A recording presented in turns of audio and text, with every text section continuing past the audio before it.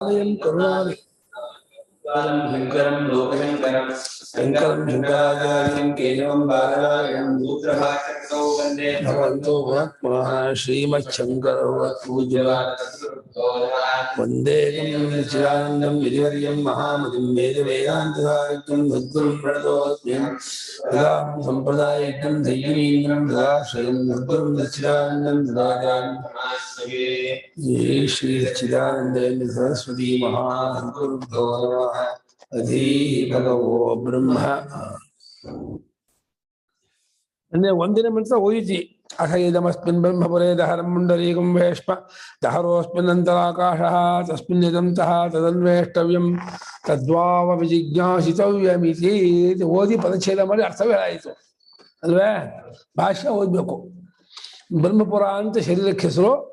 ಆ ಬ್ರಹ್ಮಪುರದೊಳಗೆ ಒಂದು ಕಮಲದ ಮೊಗ್ಗಿನಂತೆ ಹೃದಯ ಅಂತಿದೆ, ಅದು ಒಂದು ಮನೆ. ಅದರೊಳಗೆ ಆಕಾಶ ಉಂಟು, ದಹರಾಕಾಶ. ಅದನ್ನು ಹುಡುಕಬೇಕು, ಅದನ್ನೇ ಕಂಡ್ಕೋಬೇಕು ಅಂತ ಮಂತ್ರಾರ್ಥ.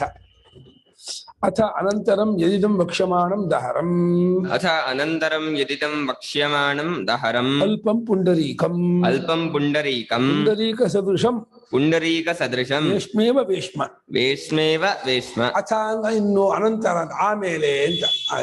ಆಮೇಲೆ ಯಾವ ಈ ವಕ್ಷ್ಯಮಾಣ ಮುಂದೆ ಹೇಳಬೇಕು ಅಂತ ಅಂದ್ಕೊಂಡಂತಹ ಒಂದು ದಹರ. ದಹರ ಅಂದ್ರೆ ಅಲ್ಪ ಅಂತ.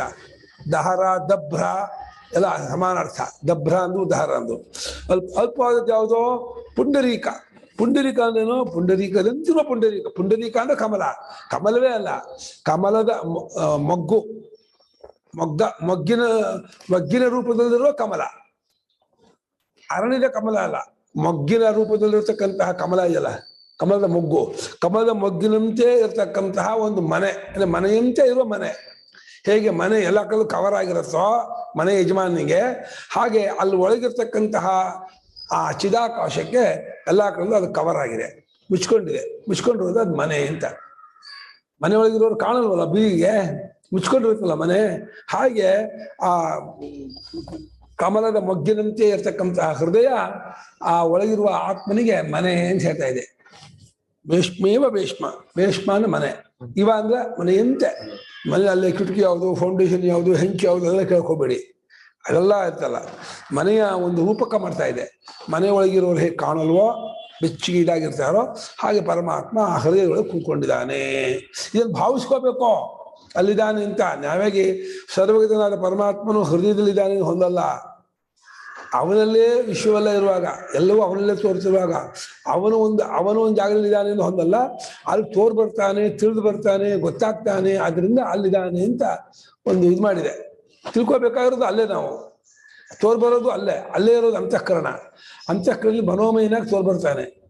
ಹಾಗಾಗಿ ಓ ಅಲ್ಲಿದ್ದಾನೆ. ಹೇಗೆ ಬಲ್ಬಲ್ ಕರೆಂಟ್ ತೋರ್ ಬರುತ್ತೆ ಅಂತ ಬಲ್ಬಲ್ ಕರೆಂಟ್ ಇದೆ ಅಂತ ನಾವು ಅಂತೀವೋ, ಅದೇ ರೀತಿ ಅಂತಃಕರಣದಲ್ಲಿ ಚೈತನ್ಯ ಪ್ರತಿಫಲನ, ಚೈತನ್ಯದ ಸಂಬಂಧ ತೋರ್ಬರೋದನ್ನ ಅರಿವಿಸೋದ್ರಿಂದ ಅಲ್ಲಿದ್ದಾನೆ ಅಂತ. ಯಾಕೆ ಅದು ಮನೆ ಅಂದ್ರೆ ದ್ವಾರಪಾಲಾದಿ ಮತ್ವಾತ್. ದ್ವಾರಪಾಲನೆ ಮುಂತಾದಗಳು ಇರುತ್ತಾರಾದ್ದರಿಂದ ಹಿಂದೆ 3ನೇ ಅಧ್ಯಾಯದಲ್ಲಿ ಗಾಯತ್ರಿ ಬ್ರಹ್ಮೋಪಾಸನೆ ಹೇಳಿತ್ತು. ಗಾಯತ್ರಿ ಬ್ರಹ್ಮೋಪಾಸನೆಯನ್ನ, ಆ ಗಾಯತ್ರಿ ಬ್ರಹ್ಮವನ್ನು ಹೃದಯದಲ್ಲಿ ಧ್ಯಾನ ಮಾಡಬೇಕು ಅಂತ ಹೇಳಿತ್ತು. ಆ ಗಾಯತ್ರಿ ಬ್ರಹ್ಮಕ್ಕೆ, ಹೃದಯದಲ್ಲಿರ್ತಕ್ಕಂಥ ಗಾಯತ್ರಿ ಬ್ರಹ್ಮಕ್ಕೆ ದ್ವಾರಪಾಲನೆ ಹೇಳಿತ್ತು. ಪೂರ್ವ ದಿಕ್ಕಿಗೆ ಆದಿತ್ಯ, ದಕ್ಷಿಣ ದಿಕ್ಕಿಗೆ ಚಂದ್ರ, ಪಶ್ಚಿಮಕ್ಕೆ ಅಗ್ನಿ, ಉತ್ತರಕ್ಕೆ ಪರ್ಜನ್ಯ, ಆಮೇಲೆ ಮೇಲಿಗೆ ವಾಯು ಅಂತ ಹೀಗೆ ಹೇಳಿತ್ತು. ಜ್ಞಾಪಕ ಇದೆಯಾ? ಎಲ್ಲ ಮಾಡ್ತಾ ಇದೆ. ಕಣ್ಣು, ಕಿವಿ ಒಂದಿಗೆ ಹೃದಯ ಅನ್ನುವಂಥ ಒಂದು ಪುಂಡರೀಕದಲ್ಲಿ ಪೂರ್ವ ಭಾಗಕ್ಕೆ ಕಣ್ಣಿನ ಸಂಬಂಧ ಕೊಟ್ಟು ಕಣ್ಣಿಗೂ ಆದಿತ್ಯನಿಗೂ ಸಂಬಂಧ ಕೊಡ್ತು. ದಕ್ಷಿಣಕ್ಕೆ ಕಿವಿ ಸಂಬಂಧ ಕೊಟ್ಟು ಕಿವಿಗೂ ಚಂದ್ರನಿಗೂ ಸಂಬಂಧ ಕೊಡ್ತು. ಪಶ್ಚಿಮಕ್ಕೆ ಇದು ಕೊಡ್ತು, ಯಾವುದು ವಾಕ್ಗೂ ಅಗ್ನಿಗೂ ಸಂಬಂಧ. ಆಮೇಲೆ ಮನಸ್ಸಿಗೂ ಪರ್ಜನ್ಯಕ್ಕೂ ಸಂಬಂಧ. ಆಮೇಲೆ ತ್ವಕ್ಕಿಗೂ ವಾಯುಗೂ ಸಂಬಂಧ. ಹೀಗೆ 5 ದ್ವಾರಪಾಲಕರಿದ್ದಾರೆ. ಹೇಗೆ ರಾಜನ ಅರಮನೆಯಲ್ಲಿ ದ್ವಾರಪಾಲಕರಿರ್ತಾರೋ ಎಲ್ರನ್ನೂ ಬಿಡೋದಿಲ್ವೋ, ಚೆಕ್ ಮಾಡೇ ಬಿಡ್ತಾರೆ. ಬಾಂಬ್ ಗೀಮ್ ತಗೊಂಡು ಹೋಗಿದ್ರೆ, ಪಿಸ್ಟಲ್ ಇಟ್ಕೊಂಡಿದ್ರೆ ಕಸ್ಕೊಂಡ್ಬಿಡ್ತಾರೆ. ಚಾಕು, ಪಿಸ್ತೂಲು, ಬಾಂಬು ಗಿಂಬು ಏನು ಇಟ್ಕೊಳ್ಳೋದಿಲ್ಲ. ಬರೀ ಗೈಲಿ ಹೋಗ್ಬೇಕು. ಬೇಕಾದ್ರೆ ಹಣ್ಣು ಹಂಪಲು ತೊಗೊಂಡು ಹೋಗ್ಬೋದು ಅಷ್ಟೇ ರಾಜನ ಹತ್ರ. ಅದೆಲ್ಲ ಚೆಕ್ ಮಾಡಿ ಎಲ್ಲ ಮೀಷಲ್ ಇಟ್ಟು ಎಲ್ಲ ಮಾಡಿ ಹೇಗೆ ಕಳಿಸ್ತಾರೋ ಹಾಗೆ ಇವರು ಯಾರು ಒಳಗೆ ಹೋಗು ಬಿಡಲ್ಲ. ಈ ದ್ವಾರಪಾಲಕರು ಒಳಗೆ ಹಾರ್ದ ಬ್ರಹ್ಮ ನೋಡಕ್ ಹೋಗಿ ತಳ್ಳಿಬಿಡ್ತಾರೆ ವಿಷಯಕ್ಕೆ. ಆ ಕಣ್ಣು ರೂಪದ ಕಡೆಗೆ ತಳ್ಳಿಬಿಡುತ್ತೆ. ಆದಿತ್ಯ ರೂಪಗಳಿಗೆ ಇರ್ತಾನೆ. ಹಾಗೆ ಚಂದ್ರ ಈ ಕಿವಿ ಮೂಲಕ ಇದ್ರ ಮೂಲಕ ಮಾಡ್ತಾನೆ, ಶಬ್ದಗಳ ತಳ್ಳಿಬಿಡ್ತಾನೆ ಅಂತ. ಚಂದ್ರ ಮನಸ್ಸಿಗಿತ್ತು, ಪರ್ಜನ್ಯ ಮನಸ್ಸು ಮಾಡೋದ್ರಿಂದ ಇದು ಮಾಡಿದೆ ಅಷ್ಟೇ. ಏನು ಒಂದೊಂದು ಇಂದ್ರಿಯವು ನಮ್ಮನ್ನು ಹೊರಮುಖವಾಗಿ ತಳ್ಳುತ್ತೆ. ಆ ಇಂದ್ರಿಯ ಅಭಿಮಾನಿ ದೇವತೆಯು ಹಾಗೆ ಮಾಡ್ತಾರೆ. ಅದನ್ನ ನಾವು ಅವರನ್ನು ಹೋಲಿಸ್ಕೋಬೇಕು. ಹೇಗೆ ದ್ವಾರಪಾಲಕರಿಗೆ ಕೈ ಮೇಲೆ ಒಂದು 500 ರೂಪಾಯಿ 200 ರೂಪಾಯಿ ಇಟ್ಟರೆ ಪ್ಲೀಸ್ ಸಾ ಕಳಿಸ್ಕೊಡಿ ಸಾ ಒಳಗೆ ಹೋಗ್ಬೇಕು ಹಾಗೆ ಅಂತ ಹೇಳ್ಬಿಟ್ಟು ಅವ್ರು ಹೋಲಿಸ್ಕೊಂಡ್ರೆ ಆಯ್ತು ಹೋಗಿ ಅಂತ ಹೇಳ್ಬಿಟ್ಟು ಮೆಲ್ಲಿಗೆ 500 ರೂಪಾಯಿ ಇಟ್ಕೊಂಡು ಹೋಗ್ಬೇಕು. ಹಾಗೆ ಇವರನ್ನು ಸ್ತೋತ್ರ ಮಾಡಬೇಕು. ನಮಗೆ ಆ ಹಾರ್ದಬ್ಬವನ್ನು ನೋಡಕ್ ಹೋಗ್ಬೇಕು, ನೀವು ನಮಗೆ ಅನುಗ್ರಹ ಮಾಡಬೇಕು, ನಿಮ್ಮನ್ನು ನಾನು ಬಹಳ ದೊಡ್ಡವರು ಅಂತೀನಿ, ಬಹಳ ನೀವು ಒಳ್ಳೆಯವರು, ಉದಾರರು, ಮಹಾತ್ಮರು, ನೀವು ಪೂಜೆ ಮಾಡ್ತೀನಿ ಅಂತ ಹೇಳಿ ದ್ವಾರಪಾಲ ಪೂಜೆ ಮಾಡಿ. ಅದಕ್ಕೆ ನಾವು ದೇವ ಪೂಜೆಯಲ್ಲಿ ಪೂರ್ವದ್ವಾರೇ ದ್ವಾರ ಶ್ರೀ ನಮಃ, ಧಾತ್ರೇ ನಮಃ ವಿಧಾತ್ರೇ ನಮಃ, ದಕ್ಷಿಣದ್ವಾರೇ ದ್ವಾರ ಶ್ರೀ ನಮಃ, ಚಂಡಾಯ ನಮಃ ಪ್ರಚಂಡಾಯ ನಮಃ, ಪಶ್ಚಿಮದ್ವಾರೇ ದ್ವಾರ ಶ್ರೀ ನಮಃ, ಜಯಾಯ ನಮಃ ವಿಜಯಾಯ ನಮಃ, ಉತ್ತರದ್ವಾರೇ ದ್ವಾರ ಶ್ರೀ ನಮಃ, ಶಂಕರದೇ ಮಧ್ಯೆ ನಮಃ, ಶ್ರೀ ಮಹಾಲಕ್ಷ್ಮಿ ಅಂತ ಈ ದ್ವಾರಪಾಲ ಪೂಜೆ ಮಾಡಿಬಿಟ್ಟು ಆಮೇಲೆ ಪರಮಾತ್ಮ ಹೋಗಿ. ಹೇಗೆ ದ್ವಾರಪಾಲಕರನ್ನು ಹೋಲಿಸ್ಕೊಳ್ದೆ ಹೋದ್ರೆ they won't give permission to go. ಎಂಟ್ರ್ ಆಯ್ಕೆ ಆಗಲ್ಲ, ಬಿಡೋದಿಲ್ಲ ಅವರು. ಇರು ತಳ್ಳಿಬಿಡ್ತಾರೆ. ಚೆನ್ನಾಗಿ ಹೊಲಿಸ್ಕೋಬೇಕು. ಅವ್ರಿಗೆಲ್ಲ ಲಂಚ್ ಗಿಂಚ ಕೊಟ್ಟು ಪ್ಲೀಸ್ ಮಾಡ್ಬೇಕು. ಹಾಗೆ ಇಲ್ಲೂ ಕೂಡ ದ್ವಾರಪಾಲಕರು ಕೂತ್ಕೊಂಡಿದ್ದಾರೆ. ಸೂರ್ಯ, ಚಂದ್ರ, ಅಗ್ನಿ, ವಾಯು, ಆದಿತ್ಯ, ಪರ್ಜನ್ಯ ಇವರೆಲ್ಲ ಕೂತ್ಕೊಂಡಿದ್ದಾರೆ. ಇದನ್ನ ದ್ವಾರಪಾಲಕರು ಇರೋದ್ರಿಂದ ಅದು ಅರಮನೆ, ಪರಮಾತ್ಮನ ಅರಮನೆ. ಯಾವುದೋ ಆ ಪುಂಡರೀಕಾಕಾರವಾದ ಹೃದಯ, ಅದರೊಳಗೆ ಪರಮಾತ್ಮ ಕೂತಿದ್ದಾನೆ. ನೀವು ಅದು ಧ್ಯಾನ ಮಾಡಬೇಕು. ಪರಮಾತ್ಮ ಅಸ್ಮಿನ್ ಬ್ರಹ್ಮಪುರೇ ಬ್ರಹ್ಮಣಃ ಪರಸ್ಯ ಪುರಂ. ಅಸ್ಮಿನ್ ಬ್ರಹ್ಮಪುರೇ ಬ್ರಹ್ಮಣಃ ಪರಸ್ಯ ಪುರಂ. ಈ ಬ್ರಹ್ಮಪುರದಲ್ಲಿ ಬ್ರಹ್ಮವೇ ಪುರ ಅಲ್ಲ, ಬ್ರಹ್ಮದರ ಪುರ. ಬ್ರಹ್ಮಪುರಾಣಕ್ಕೆ ಬ್ರಹ್ಮೈವ ಪುರಂ, ಬ್ರಹ್ಮಪುರ ಕರ್ಮಧಾರ ಮಾಡಬೇಡಿ, ಷಷ್ಠಿ ತತ್ಪುರುಷ ಮಾಡಿ. ಬ್ರಹ್ಮಣಃ ಪರಮಾತ್ಮನಃ, ಪರಮಾತ್ಮನ ಪುರ, ಪಟ್ಟಣ, ಜಾಗ, ಅಲ್ಲಿರೋನು ಅಲ್ಲಿ ಹೊಕ್ಕೊಂಡಿದ್ದಾನೆ ಕೊಳ್ಳ, ಯಾರಿಗೂ ಸಿಗಬಾರ್ದು ಅಂತ ಹೇಳ್ಬಿಟ್ಟು ಹೃದಯದೊಳಗೆ ಕೂತ್ಕೊಂಡು ಅಲ್ಲಿಂದ ನೋಡ್ತಾ ಇದ್ದಾನೆ, ವಿಶ್ವನ ನೋಡ್ತಾ ಇದ್ದಾನೆ. ರಾಜ್ಞಃ ಅನೇಕ ಪ್ರಕೃತಿಮತ್, ರಾಜ್ಞಃ ಅನೇಕ ಪ್ರಕೃತಿಮತ್, ಯಥಾ ಪುರಂ ತಥಾ ಇದಂ ಅನೇಕ ಇಂದ್ರಿಯ ಮನೋಬುದ್ಧಿಭಿಃ, ಅನೇಕ ಇಂದ್ರಿಯ ಮನೋಬುದ್ಧಿಭಿಃ ಸ್ವಾಮ್ಯರ್ಥಕಾರಿಭಿಃ ಯುಕ್ತಮಿತಿ ಬ್ರಹ್ಮಪುರಂ. ಲೋಕದಲ್ಲಿ ರಾಜನಿಗೆ ಅನೇಕ ಪ್ರಜೆಗಳು, ದ್ವಾರಪಾಲಕರು, ಬೇರೆ ಬೇರೆ ಮಂತ್ರಿಗಳೆಲ್ಲ ಇರ್ತಾರೋ, ಯಾವ ರೀತಿ ಇದ್ದು ಆ ಪಟ್ಟಣ ಕಾಯ್ತಾರೋ, ಪಟ್ಟಣದ ಯೋಗ್ಯ ನೋಡ್ಕೊತಾರೋ, ಅದೇ ರೀತಿ ಈ ಶರೀರ ಅನ್ನುವಂತಹ ಪುರದಲ್ಲಿ ಅನೇಕ ಇಂದ್ರಿಯ, ಮನಸ್ಸು, ಬುದ್ಧಿ ಎಲ್ಲ ಕೂತ್ಕೊಂಡಿದ್ದಾರೆ. ಇವರೆಲ್ಲ ಪ್ರಕೃತಿಯಿಂದ ಪ್ರಜೆಗಳು ಅಂತ ಅರ್ಥ. ಪ್ರಕೃತಿ ಶಬ್ದ ಪ್ರಜೆಗಳು ಅಂತ ಅರ್ಥ.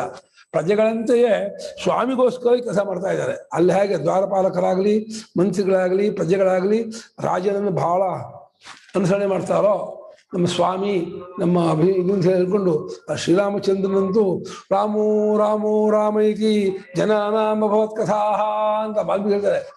ಎಲ್ಲರ ಬಾಯಲ್ಲೂ ರಾಮಂದೇ ಮಾತಂತೆ. ನಮ್ಮ ರಾಮಚಂದ್ರ ನಮ್ಮ ಸ್ವಾಮಿ ಆಗಿಬಿಟ್ರೆ ಸರ್ವಸ್ವಮ್ಮೆ ರಾಮಚಂದ್ರೋ ದಯಾಲು ನಾಣ್ಯಂ ದೈವಂ ನೈವ ಜಾನೆ ನ ಜಾನೆ ಅಂತಿದ್ದವರು. ನಮಗೆಲ್ಲ ಕಡೆ ರಾಮಚಂದ್ರನೇಪ್ಪ. ಏನಾದ್ರು ಕೀಕೆ ರಾಮಚಂದ್ರ ಹೋಗಿ ಹೇಳ್ಬಿಡ್ತೀನಿ ಹಿಂದೆ, ಮಾರ ಹೇಳ್ಬೇಡ ಕಣೋ, ನಾನು ಇಲ್ಲೆಲ್ಲ ತಪ್ಪಾಯ್ತು ಬಿಡ್ತಿದ್ದಂತೆ. ಅಕ್ಕಪಕ್ಕ ಮನೆ ಕೀಟ್ಲೆ ಮಾಡಿದ್ರೆ ಬೇಡ, ಹೋಗಿ ರಾಮಚಂದ್ರ ಹೇಳ್ಬಿಡ್ತೀನಿ ಹಿಂದೆ, ಪ್ಲೀಸ್ ಬೇಡ ಆಯ್ತು ಕ್ಷಮಿಸ್ಬಿಡಿ ಅಂತ ಹೇಳಿ ಅಲ್ಲೆಲ್ಲ ಸರಿ ಮಾಡ್ಕೊಂಡ್ಬಿಡ್ತಿದ್ದಂತೆ. ಅಷ್ಟು ಭಯ. ರಾಮಚಂದ್ರ ಹೇಳ್ತೀನಿ, ರಾಮಚಂದ್ರ ಬೇಜಾರು ಮಾಡ್ಕೋತಾನೆ ಅಂದ್ರೆ ಜನರಿಗೆ ಇಷ್ಟ ಆಗ್ತಿರ್ಲಿಲ್ಲ. ನಮ್ಮ ರಾಮಚಂದ್ರ ಚೆನ್ನಾಗಿರ್ಬೇಕು, ಅವನ ಆನಂದವಾಗಿರ್ಬೇಕು, ಅವನ ಆನಂದ ಮೂರ್ತಿ, ಅದು ಅವನಿಗೆ ಏನು ತೊಂದರೆ ಆಗಬಾರ್ದು ಅಂತ ಅಷ್ಟು ಮಟ್ಟಿಗೆ ಪ್ರಜೆಗಳಿಗೆ ಅನುರಾಗ ಆಯ್ತು, ಅಷ್ಟು ಪ್ರೇಮ ಮೂರ್ತಿಗಾಯ್ತು. ಅದೇ ರೀತಿ ಪ್ರಜೆಗಳು ಸ್ವಾಮಿಯಾದ ರಾಜನಿಗೆ ಯಾವ ರೀತಿ ವಿಧೇಯರಾಗಿ, ಭಕ್ತರಾಗಿ, ಭಂಟರಾಗಿ, ಅಚ್ಚನ್ನ ಭಕ್ತರಾಗಿ ಇರ್ತಾರೋ, ಅದೇ ರೀತಿ ಸ್ವಾಮಿಯಾಗಿರುವ ಹೃದಯಗಳಿರುವಂತಹ ಪರಮಾತ್ಮನಿಗೆ ಇಂದ್ರಿಯ, ಮನಸ್ಸು, ಬುದ್ಧಿ ಮುಂತಾದವರೆಲ್ಲರೂ ಅನುಸರಣೆ ಮಾಡ್ತಿದ್ದಾರೆ, ಒಪ್ಕೊಂಡಿದ್ದಾರೆ. ಹೇಗೆ ಅವನಿಗೋಸ್ಕರವಾಗಿ ಕಣ್ಣು ರೂಪ ತಗೋದು ಯಾರಿಗೆ? ಒಳಗೆ ಒಂದು ಸ್ವಾಮಿ ಇದ್ದಾನೆ, ಅವನು ಸಂತೋಷ ಪಡ್ಡಿ ಅಂತ ಹೇಳಿ ಕಣ್ಣು ಹೋಗಿ ಒಳ್ಳೆ ರೂಪ ತಂದು ಕೊಟ್ಟು ತೋರಿಸುತ್ತೆ. ಸ್ವಾಮಿ ಒಳ್ಳೆ ರೂಪ ತಂದಿದ್ದೀನಿ ನೋಡಿ ತಗೊಳ್ಳಿ ಅಂತ. ಕಿವಿ ಒಳ್ಳೆ ಸಂಗೀತ ಶಬ್ದ ತಂದು ಕೊಡ್ತಾ ಇದ್ದೀನಿ, ಸ್ವಾಮಿ ತಾವು ನೋಡ್ಬೇಕು, ಸ್ವಾಮಿ ಅಂತ ಸಂತೋಷ ಪಡ್ಬೇಕು ಅಂತ ಹೇಳಿ ಕಿವಿ, ಕಣ್ಣು, ತೊಕ್ಕು ಎಲ್ಲ ಇಂದ್ರಿಯವು ಸ್ವಾಮಿಯಾಗಿರ್ತಕ್ಕಂಥ ಪರಮಾತ್ಮನಿಗೆ ಒಳ್ಳೊಳ್ಳೆ ವಿಷಯವನ್ನು ತಂದು ಕೊಡ್ತಾ ಇದ್ದಾರೆ. ಹಾಗೆ ಪ್ರಜೆಗಳು ಕಪ್ಪ ಕಾಣಿಕೆ ರಾಜನಿಗೆ ಒಪ್ಪಿಸ್ತಾರೋ, ಬೇರೆ ಇಷ್ಟವಾದ ವಸ್ತುನ ಒಪ್ಪಿಸ್ತಾರೋ, ಹಾಗೆ ಇಂದ್ರಿಯಗಳು ಮನೋಬುದ್ಧಿಗಳು ಅನ್ನುವಂತಹ ಪ್ರಜೆಗಳು ಸ್ವಾಮಿಗೋಸ್ಕರ ಕೆಲಸ ಮಾಡ್ತಾ ಇದ್ದಾರೆ. ಆದ್ರಿಂದ ಇದು ಬ್ರಹ್ಮಪುರ ಅಂತ ಆಗೋದಕ್ಕೆ ಯುಕ್ತವಾಗಿದೆ, ನ್ಯಾಯವಾಗಿದೆ, ಇದು ಕರೆಕ್ಟ್ ಆಗಿದೆ. ಇದು ಬ್ರಹ್ಮಪುರ ಹೌದು. ಪುರೇಚ पुरेच ವೇಷ್ಮೋ ರಾಜ್ಞ ಯಥಾ वेश्मराज्ञा तथा अस्मिन् ब्रह्मपुरे शरीरे तथा तस्मिन् ब्रह्मपुरे शरीरे दहरं वेश्म ब्रह्मणः उपलब्धिष्ठानम् इत्यर्थः. ब्रह्मणः उपलब्धिष्ठानम् इत्यर्थः. ಹೇಗೆ ಪುರದಲ್ಲಿ ಪಟ್ಟಣದಲ್ಲಿ ಸೆಂಟ್ರಲ್ಲಿ ರಾಜನ ಅರಮನೆ ಇರುತ್ತೋ, ಒಳ್ಳೆ ಭವ್ಯವಾದಂತಹ ಅರಮನೆ, ಎಕರೆ ಗಟ್ಟಲೆ ಇರುತ್ತೆ, 5-10 ಎಕರೆ. ಆ ಕಾಂಪೌಂಡು 15 ಅಡಿ ಎತ್ತರ ಕಾಂಪೌಂಡು, ಅದ್ರ ಮೇಲೆ ತಂತಿ ಬೇಲಿ, ಅಲ್ಲಿ ಮೇಲೆ ಅಲ್ಲಲ್ಲಿ ಮಧ್ಯದಲ್ಲಿ ಕೋವಿ ಇಟ್ಕೊಂಡು ಕಾಯ್ತಿರ್ತಾರೆ. ಅಲ್ಲಿ ಮಧ್ಯೆ ಹತ್ಕೊಂಡು ನೋಡ್ತಾ ಇರ್ತಾರೆ, ಯಾರು ಬರೋಕ್ಕೂ ಬಿಡಲ್ಲ. ಹಂಗಂಗೆ ನಿಮಗೆ ರಾಜನ ರಕ್ಷಣೆ ಭಾರಿ ಇಂಪಾರ್ಟೆಂಟು. ನಿಮ್ಮ ಮಹಾದ್ವಾರದಲ್ಲೂ ಅಷ್ಟೇ ತುಂಬ ಚೆಕ್ ಮಾಡ್ತಾರೆ. ಆದರೆ ಹೇಗೆ ಪಟ್ಟಣದಲ್ಲಿ ರಾಜನ ಮನೆ ಅಂತ ಒಂದು ಅರಮನೆ ಇರುತ್ತದೆಯೋ, ಅದೇ ರೀತಿ ಈ ಬ್ರಹ್ಮಪುರವೆಂಬ ಶರೀರದಲ್ಲಿ ಈ ಹೃದಯ ಪುಂಡರೀಕ, ಹೃದಯ ಕಮಲ ಅನ್ನೋದಿದೆಯಲ್ಲ, ಮಗ್ಗಿನ ಆಕಾರದಲ್ಲಿರುವ ಹೃದಯ ಅಂತಿದೆಯಲ್ಲ, ಅದು ಪರಮಾತ್ಮನ ಅರಮನೆ. ಪರಮಾತ್ಮನ ಅವನು ಅಲ್ಲಿ ಕೂತ್ಕೊಂಡಿದ್ದಾನೆ. ದಹರವಾದ ಅಲ್ಪವಾದಂತಹ ಮನೆಯೊಳಗೆ ಅದು ಬ್ರಹ್ಮದ ಪುರ. ಯಾಕೆಂದ್ರೆ ಬ್ರಹ್ಮಣ ಉಪಲಬ್ಧಿಷ್ಠಾನ, ಬ್ರಹ್ಮವು ತೋರು ಬರುವುದಕ್ಕೆ ಜಾಗವಾಗಿದೆ, ಆಶ್ರಯವಾಗಿದೆ, ನೆಲೆಯಾಗಿದೆ. ನಾವು ಕಂಡ್ಕೋಬೇಕಾಗಿರೋದು ಅಲ್ಲೇ, ತಪ್ಪಿಕೊಂಡಿರೋದು ಅಲ್ಲೇ, ತಿಳಿದು ನಮ್ಗೆ ಗೊತ್ತಾಗ್ತಾ ಇರೋದು ಅಲ್ಲೇ, ಅವನು ತಿಳಿದು ಬರ್ತಾ ಇರೋದು ಅಲ್ಲೇ. ಅಲ್ಲೇ ಅಂತಃಕರಣದಲ್ಲಿ ಅಭಿಮಾನ ಪಟ್ಕೊಂಡು ಯೋಚನೆ ಮಾಡುವನಾಗಿ, ತಿಳ್ಕೊಳ್ಳುವನಾಗಿ ಎಲ್ಲ ವ್ಯಾಪಾರ ಮಾಡುವಂತ ದೃಷ್ಟಿ ಶ್ರುತಿಪತಿ ವಿಜ್ಞಾತೆಯ ಆತ್ಮನೋ ಲಿಂಗಾನಿ ಅಂತಂದ್ರು. ನೋಡ್ತಾ ಇದ್ದಾನಲ್ಲ, ಕೇಳ್ತಾ ಇದ್ದಾನಲ್ಲ, ಯೋಚನೆ ಮಾಡ್ತಾ ಇದ್ದಾನಲ್ಲ, ತಿಳ್ಕೊಳ್ತಾ ಇದ್ದಾನಲ್ಲ, ಅಲ್ಲಿದ್ದಾನೆ ಅವನು. ಅಲ್ಲಿ ಹೊಕ್ಕೊಂಡಿದ್ದಾನೆ, ಅವನನ್ನ ಮಾಡ್ಬೇಕು, ಡಿಸ್ಕಸ್ ಮಾಡು. ಇಲ್ಲಿ ಕೂತ್ಕೊಂಡಿದ್ಯಾ, ನೀನು ಹೆಂಗಿದ್ಯಾ ಗೊತ್ತಾಯ್ತು, ನೀನು ಇದುವರೆಗೂ ಬಿಚ್ಚಿಟ್ಕೊಂಡ್ಬಿಟ್ಟಿದ್ಯಲ್ಲ, ನಿಂಗೆ ಶ್ರುತಿ ಮಾತೆ ಹೇಳ್ಕೊಡ್ತು, ನೀನು ಹುಟ್ಟಿದವನಲ್ಲ, ಸಾಯವನಲ್ಲ, ನಿಂಗೆ ಬದಲಾವಣೆ ಇಲ್ಲ, ನಿಂಗೆ ವಿಕಾರವಿಲ್ಲ, ನಿಂಗೆ ಸಂಖ್ಯೆ ಇಲ್ಲ, ನೀನು ಅದ್ವಿತೀಯನಾಗಿದ್ದೀಯಾ, ಪರಮಾತ್ಮ ನಿನ್ನನ್ನು ಅರ್ಥ ಮಾಡ್ಕೊಂಡ್ಬಿಟ್ಟೆ ಕಣೋ ಅಂತ ಹೇಳಿ ಖುಷಿ ಪಟ್ಬಿಟ್ಟಿದ್ದಾನೆ ಭಕ್ತ. ಅಲ್ಲಿ ಆ ಪೀಪಿಂಗ್ ಮಾಡಬೇಕು. ಪೀಪಿಂಗ್ ಮಾಡ್ತಿರೋ ಹೃದಯದೊಳಗೆ ಪೀಪಿಂಗ್ ಮಾಡಿದ್ರೆ ಸಿಗ್ತೇವೆ. ಎಲ್ಲೋ ಪೀಪಿಂಗ್ ಮಾಡಿದ್ರೆ ಏನೇನೋ ಕಾಣುತ್ತೆ, ಅಡ್ರೆಸ್ನೇ ಇಲ್ಲ. ಇಲ್ಲಿ ಹೃದಯದೊಳಗೆ ಇಣಿಕೆ ನೋಡ್ಬೇಕು.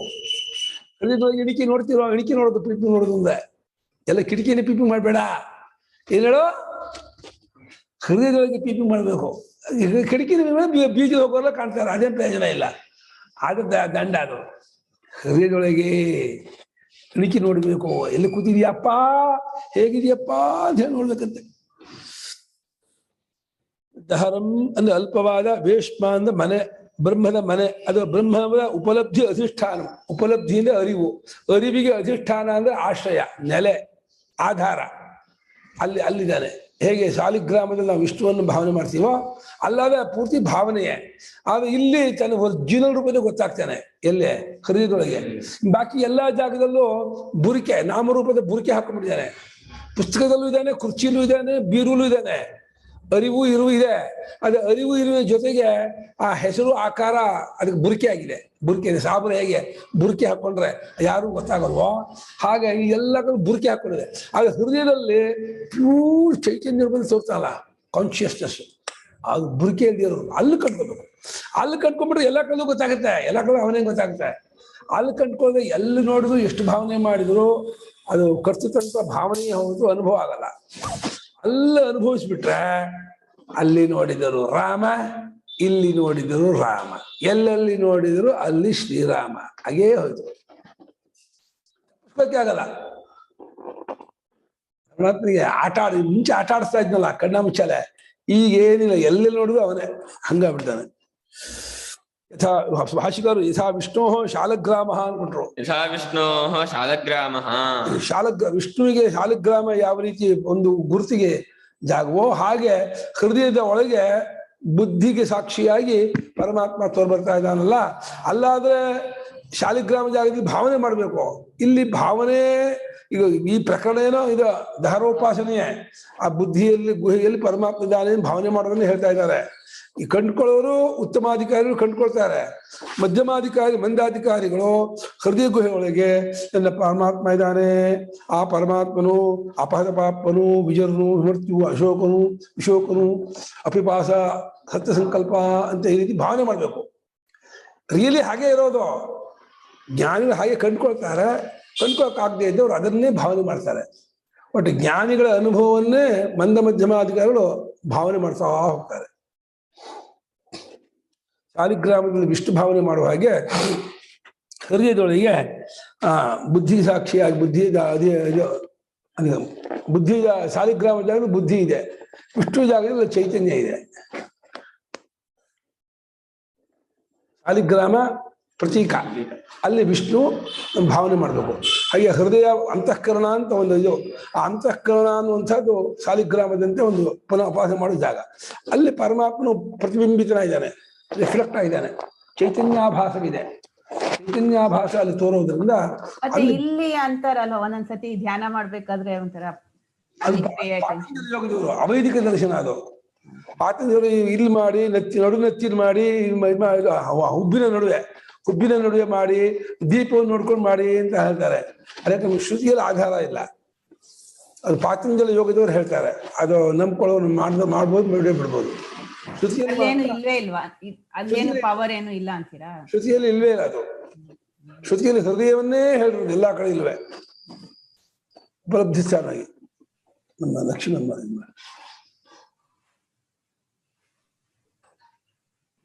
ಹಾಗಾದ್ರೆ ಇದು ಅಂತಃಕರಣದ ಪ್ರತೀಕೋಪಾಸನೆ ಆಗತ್ತ? ಹೌದು, ಅಂತಃಕರಣ ಹೃದಯದಲ್ಲೇ ಪ್ರತೀಕೋಪಾಸನೆ. ಇದು ಅದು ಅಹಂಗ್ರಹೋಪಾಸನೆ, ಪ್ರತೀಕ ಅಲ್ಲ. ಅದನ್ನ ನಾನು ಮಾಡ್ಬೇಕು. ಆ ಪ್ರತೀಕದಲ್ಲಿ ಕಾಣುತ್ತಿರುವ ಪರಮಾತ್ಮ ನಾನು ಅಹಂಗ್ರಹ ತಗೊಳ್ಳಿ ಅಂತ ಹೇಳ್ತಾ ಇದ್ದಾರೆ. ಶಾಲಿಗ್ರಾಮದ ಪ್ರತೀಕೋಪಾಸನೆ, ಇಲ್ಲಿ ಅಹಂಗ್ರಹ. ಇದು ಶಾಲಿಗ್ರಾಮ ಜಾಗದಲ್ಲಿ ಅಂತಃಕರಣ ಇದೆ, ಆ ವಿಷ್ಣು ಸ್ಥಾನದಲ್ಲಿ ಆ ಪರಮಾತ್ಮ ಇದ್ದಾನೆ. ಆ ಪರಮಾತ್ಮನ ತಾನೂ ಭಾವನೆ ಮಾಡಿ ಅಂತ ಇದ್ದಾರೆ ಅವರು. ಇದು ದಹರೋಪಾಸನೆ, ಅಹಂಗ್ರಹೋಪಾಸನೆ, ಬರೀ ಪ್ರತೀಕೋಪಾಸನೆ ಅಲ್ಲ. ಇದು ಆದಿತ್ಯೋ ಬ್ರಹ್ಮ, ಮನೋಬ್ರಹ್ಮ, ಆಕಾಶೋ ಬ್ರಹ್ಮ, ವಿದ್ಯುತ್ ಬ್ರಹ್ಮ ಪ್ರತೀಕ ಹಾಗಲ್ಲ. ಇದು ಮೇಲ್ಮಟ್ಟ. ಅಹಂಗ್ರಹ ಪ್ರತೀಕೋಪಾಸನೆಯಿಂದ ಮೇಲ್ಮಟ್ಟದ ಉಪಾಸನೆ. अस्मिन् हि स्विकार शृंगे देहे अस्मिन् हि स्विकार शृंगे देहे नामरूप व्याकरणाय प्रविष्टम् सदाख्यं ब्रह्म जीवेन आत्मना इत्युक्तम् अस्मिन् ಈ ಶರೀರದಲ್ಲಿ ಅದೆಂತ ಶರೀರ? ತನ್ನ ವಿಕಾರ, ತನ್ನ ಅಂದ್ರೆ ಯಾವುದೋ ಬ್ರಹ್ಮ, ಅದರ ವಿಕಾರ ಯಾವುದೋ ತೇಜೋಬನ್ನ, ಅದರ ಶೃಂಗಾರ ಕಾರ್ಯ. ತೇಜೋಬನ್ನಗಳ ಕಾರ್ಯ ದೇಹ. ತೇಜೋಬನ್ನ, ತೇಜಸ್ಸು ಅಪ್ಪು, ನೀರು, ಅನ್ನ ಅಂದ್ರೆ ನೀರು, ಭೂಮಿ. ತೇಜಸ್ಸು, ನೀರು, ಭೂಮಿ, ಮೂರ್ಭೂತ. ಛಾಂದೋಗ್ಯದಲ್ಲಿ ಹೇಳೋ ಮೂರ್ಭೂತ, ಚೈತ್ಯದಲ್ಲಿ ಪಂಚಭೂತ, ತ್ರಿವೃತ್ಕರಣ ಪಂಚೀಕರಣ ಅಂತ ಇರಲಿ. ಒಟ್ಟ ಮೇಲೆ ತೇಜಸ್ಸು, ನೀರು, ಭೂಮಿ ಅನ್ನುವಂಥದ್ದು ಸತ್ತಿನ ಪರಮಾತ್ಮನ ಶೃಂಗ ಕಾರ್ಯ. ಆ ತೇಜೋಬನ್ನಗಳ ಶೃಂಗ ಶರೀರ. ಶರೀರದ ಒಳಗೆ ಶೃಂಗನ ಕಾರ್ಯ. ಆ ಶರೀರದೊಳಗೆ, ದೇಹದೊಳಗೆ ನಾಮರೂಪಗಳ ಮೇಲೆ ಬಿಡುಗಡೆ ಮಾಡೋಕ್ಕೋಸ್ಕರವಾಗಿ ಆ ಸತ್ತಂಬ ಹೆಸರಿನ ಪರಮಾತ್ಮನು ಇಲ್ಲಿ ಪ್ರವೇಶ ಮಾಡಿದಾನೆ, ಜೀವರೂಪನ ಪ್ರವೇಶ ಮಾಡಿದಾನೆ ಅಂತ ಹಿಂದೆ ಹೇಳಿದ್ವಿ. ಅನೇನ ಜೀವೇನ ರೂಪೇಣ ಅನುಪ್ರವಿಶ್ಯ ನಾಮರೂಪೇ ವ್ಯಾಕರವಾಣಿ ಹಿಂದೆ ಬಂತದು 6ನೇ ಅಧ್ಯಾಯದಲ್ಲಿ. ಸದಾಖ್ಯಾ ಪರಾದೇವತಾ, ಸತ್ತಂಬ ಹೆಸರಿನ ಪರದೇವತೆಯೇ, ಅದನ್ನೇ ಬ್ರಹ್ಮ, ಅದು ಅಪರಿಚ್ಛಿನ್ನವಾದ ಅದನ್ನು ಬ್ರಹ್ಮ ಅಂತ ಹೇಳಿದೆ. ಅದು ಇಲ್ಲಿ ಹೊಕ್ಕಿದೆ. ಯಾವ ರೂಪದಿಂದ? ಜೀವರೂಪದಿಂದ ಹೊಕ್ಕಿದೆ. ಎಲ್ಲಿ? ಈ ಹೃದಯದೊಳಗೆ. ಈ ಹೃದಯ ಎಲ್ಲಿರೋದು? ಬ್ರಹ್ಮಪುರವಾದ ಶರೀರದೊಳಗಿದೆ. ಹಾಗೆ ಅಸ್ಮಿನ್ ಬ್ರಹ್ಮಪುರೇ ದೇಹೆ, ಈ ಬ್ರಹ್ಮಪುರವಾದ ದೇಹದಲ್ಲಿ ಎಂಥದಕ್ಕೆ ಇನ್ನೊಂದು ವಿಶೇಷಣ, ಸ್ವವಿಕಾರ ಶೃಂಗೆ. ಆ ಬ್ರಹ್ಮದ ವಿಕಾರವಾದ ತೇಜೋಬನ್ನಗಳ ಕಾರ್ಯ. ಸ್ವಸ್ಯ ಬ್ರಹ್ಮಣ ವಿಕಾರ ತೇಜೋಬನ್ನಾನಿ ತಸ್ಯ ಶೃಂಗಂನವ ತಸ್ಯ ಕಾರ್ಯಂ ದೇಹ. ತಸ್ಮಿನ್ ದೇಹೆ ಅಯಮಾತ್ಮ ಅಯಂ ಪರಂ ಇದಂ ಪರಂ ಬ್ರಹ್ಮ ಜೀವೇನಾತ್ಮನ ಪ್ರವಿಷ್ಟಂ. ಇದಂ ಬ್ರಹ್ಮ ಪ್ರವಿಷ್ಟಂ. ಯಾತಕ್ಕಾಗಿ? ನಾಮರೂಪ ವ್ಯಾಕರಣಾಯ. ಅಯಮಿದಂ ರೂಪವಿದೆ. ಇದು ನಾಮರೂಪ. ದೇವದತ್ತ ಯಜ್ಞದತ್ತ ನಾಮ, ಇದು ಗೌಹು ಅಶ್ವ ಇತ್ಯಾದಿ ರೂಪ. ಆಕಾರ ಫಾರ್ಮಲ್ಲ ರೂಪ, ಹೆಸರಲ್ಲ ನಾಮ. ನಾಮರೂಪ ಬಿಡಿಬಿಡಿ ಮಾಡಿ ಸರ್ವಾಣಿ ರೂಪಾಣಿ ವಿಚಿತ್ಯ ಧೀರ ನಾಮಾನಿ ಕೃತ್ವಾ ಭೇದ ಹೇಳ್ತಾರೆ ಶ್ರುತಿ. ಇನ್ನೆಲ್ಲ ನಾಮರೂಪ ಬಿಡಿ ಮಾಡಿ ಅದಕ್ಕೋಸ್ಕರ ಬಂದಿರೋನು. ಇವರು ಲಕ್ಷ್ಮೀಮ್ಮ, ಇವರು ಅನುಪಮ್ಮ, ಇವರು ಸುರೇಖಾ, ಇವರು ಅನುಪಮ, ಇವರು ಬಾಲೂರು, ಇವರು ಗೋಪಾಲು, ಇವರು ದ್ವಾರಕಾದಾಸು ಅಂತ ಹೇಳಿ ಬಿಡಿ ಮಾಡೋಕ್ಕೋಸ್ಕರ ಬಂದು ಕೂತ್ಕೊಂಡ್ಬಿಟ್ಟಿದ್ದಾನೆ. ಬಿಡಿ ಮಾಡಿ ಅವಿವೇಕ ಮಾಡ್ಕೊಂಡ್ಬಿಟ್ಟ. ಅಖಂಡ ರೂಪ ಅಂತ ತಗೊಂಡಿದ್ರೆ ಕಥಾಸ ಆಗ್ಬೋದಿತ್ತು, ಅಖಂಡ ಮಾಡಲಿಲ್ಲ, ಬಿಡಿ ಮಾಡಿ ಸಿಕ್ಕಾಕೊಂಡ. ಯಾವಾಗ ಬಿಡಿ ಮಾಡಿದ್ನೋ ಅದು ಆಸೆ ಬಂದ್ಬಿಡ್ತು. ಆಸೆ ಬಂದ ಕೂಡಲೇ ನನಗೆ ಬೇಕು ಅಂತ ಪ್ರವೃತ್ತಿ ಆಯ್ತು. ಪ್ರವೃತ್ತಿ ಆದ ಕೂಡಲೇ ಸಿಕ್ಕಾಕೊಂಡ್ಬಿಟ್ಟ. ಪುಣ್ಯ ಪಾಪ ಮಾಡಿಬಿಟ್ಟು ಧರ್ಮಕ್ಕೆ ಸಿಕ್ಕಾಕೊಂಡು ಅಯ್ಯೋ ಸ್ವಾಮಿ ನಾನು ಹುಟ್ಟುವನಾದೆ ಸಾಯೋನಾದೆ ಎಂದಾಗ್ಬಿಟ್ಟ. ಭೇದ ದೃಷ್ಟಿಯೇ ರಾಗದ್ವೇಷಕ್ಕೆ ಕಾರಣ, ರಾಗದ್ವೇಷವೇ ಪ್ರವೃತ್ತಿಗೆ ಕಾರಣ, ಪ್ರವೃತ್ತಿಯಿಂದಲೇ ಧರ್ಮಾಧರ್ಮಗಳು, ಧರ್ಮಾಧರ್ಮದಿಂದಲೇ ಜನ್ಮ, ಜನ್ಮದಿಂದ ದುಃಖ. ಆಯ್ತಾ? ಜನ್ಮ ಬಂತ ನಿಮ್ಗೆ ಕಟ್ಟಿಟ್ಟ ಬುತ್ತಿ ದುಃಖ. ಹಾಗಾಗಿ ಜೀವೇನಾತ್ಮನ ಜೀವರೂಪದಿಂದ ಬ್ರಹ್ಮ ಸದಾಖ್ಯಂ ಬ್ರಹ್ಮ ಸತ್ಯಂ ಹೆಸರಿನ ಬ್ರಹ್ಮವು ನಾಮರೂಪಗಳನ್ನು ಬಿಡುಗಡೆ ಮಾಡೋಕ್ಕೋಸ್ಕರವಾಗಿ ಇಲ್ಲಿ ಹೊಕ್ಕಿದೆ ಎಂಬ ವಿಚಾರವನ್ನ ಹಿಂದೆ 6ನೇ ಅಧ್ಯಾಯದಲ್ಲಿ ಹೇಳಿದ್ದೇವೆ. ತಸ್ಮಾತ್ ಹೃದಯ ಪುಂಡರೀಕೆ ವೇಶ್ಮನಿ ಹೃದಯ ಪುಂಡರೀಕೆ ವೇಶ್ಮನಿ ಉಪಸಂಹೃತ ಕರಣೈಃ ಬಾಹ್ಯ ವಿಷಯ ವಿರಕ್ತೈಃ ವಿಶೇಷತೋ ಬ್ರಹ್ಮಚರ್ಯ ಸತ್ಯ ಸಾಧನಾಭ್ಯಾಂ ಯುಕ್ತೈಃ ವಕ್ಷ್ಯಮಾಣಂ ಧ್ಯಾಯಮಾನೈಃ ಬ್ರಹ್ಮ ಉಪಲಭ್ಯತೆ ಇತಿ ಪ್ರಕರಣಾರ್ಥಃ. ಪ್ರಕರಣ ಅಂದ್ರೆ ಈ ಕಾಂಟೆಕ್ಸ್ಟ್. ಈ ಕಾಂಟೆಕ್ಸ್ಟ್ ಇನ ತಾತ್ಪರ್ಯ ಏನು? ಸಮರೈಸ್, ಒಂದು ಇದಾಗಿ ಬ್ರೀಫ್ ಆಗಿ ಈ ಕಾಂಟೆಕ್ಸ್ಟಿನ ಅರ್ಥ ಹೇಳಿ ಅಂತಂದ್ರೆ ಇಷ್ಟೇ. ಏನು? ಈ ಹೃದಯವೆಂಬ ಪುಂಡರೀಕದೊಳಗೆ, ಹೃದಯವೆಂಬ ಕಮಲದೊಳಗೆ, ಹೃದಯ ಕಮಲ ಮಧ್ಯೆ ದೀಪಮಧ್ಯ ಸಹ ಹೇಳಿದಲ್ಲ, ಹೃದಯವೆಂಬ ಕಮಲದ ಮಧ್ಯೆ ಅದೇ ವೇಶ್ಮ, ಆ ಹೃದಯ ಪುಂಡರೀಕವೆಂಬ ಮನೆಯಲ್ಲಿ, ವೇಶ್ಮನೆ ಮನೆ, ಈ ಹೃದಯ ಪುಂಡರೀಕ ಹೃದಯ ಕಮಲವೆಂಬ ಮನೆಯಲ್ಲಿ ಪರಮಾತ್ಮನ ಕಾಣಬೇಕಾದಾಗ ಉಪಸಂಹೃತ ಕರಣೈ, ಯೋಗಿಗಳು ಎಲ್ಲಾ ಕರಣಗಳನ್ನು ಅಡಗಿಸಿಕೊಳ್ತಾರೆ. ಕಣ್ಣು, ಕಿವಿ, ಮೂಗು, ಎಲ್ಲವನ್ನು ಬಾಹ್ಯ ಶಬ್ದ ಸ್ಪರ್ಶ ರೂಪಗಳಿಂದ ಪೂರ್ತಿ ವಿಡ್ರಾ ಮಾಡಿಕೊಂಡು ಅಡಗಿಸಿಕೊಂಡು ಉಪಸಂಹಾರ ಮಾಡಿಕೊಂಡು ತನ್ನೊಳಗೆ ಯಾವ ಶಬ್ದವನ್ನು, ರೂಪವನ್ನು, ಸ್ಪರ್ಶವನ್ನು ಏನನ್ನು ಯೋಚನೆ ಮಾಡದೆ ಮತ್ತು ಬಾಹ್ಯ ವಿಷಯದಲ್ಲಿ ವಿರಕ್ತರಾಗೋದು. ಮುಂಚೆ ವಿರಕ್ತ ಆದ್ಮೇಲೆ ಅಡಗಿಸ್ಕೊಳಕಾಗೋದು. ಬಾಹ್ಯ ವಿಷಯದಲ್ಲಿ ಆಸಕ್ತಿ ಇದ್ಬಿಟ್ರೆ, ಕುತೂಹಲ ಇದ್ಬಿಟ್ರೆ ಚಡಪಡಿಸ್ತಾ ಇರುತ್ತೆ ಇಂದ್ರಿಯಗಳು. ಎಲ್ಲದಲ್ಲೂ ದೋಷ ಕಾಣಬೇಕು. ಪ್ರತಿಯೊಂದು ವಿಷಯದಲ್ಲೂ ಭೋಗದಲ್ಲೂ ದೋಷ ಎಷ್ಟು ಚೆನ್ನಾಗಿ ಕಾಣ್ತೀರೋ ಅಷ್ಟರ ಮಟ್ಟಿಗೆ ಇಂದ್ರಿಯಗಳು ಅದರಿಂದ ಬಿಟ್ಟು ಬರುತ್ತೆ. ಅಲ್ಲಿ ಆಸಕ್ತಿ, ರಾಗ, ಪ್ರೀತಿ ಇದ್ರೆ ಬರೋಲ್ಲ ಇಂದ್ರಿಯ.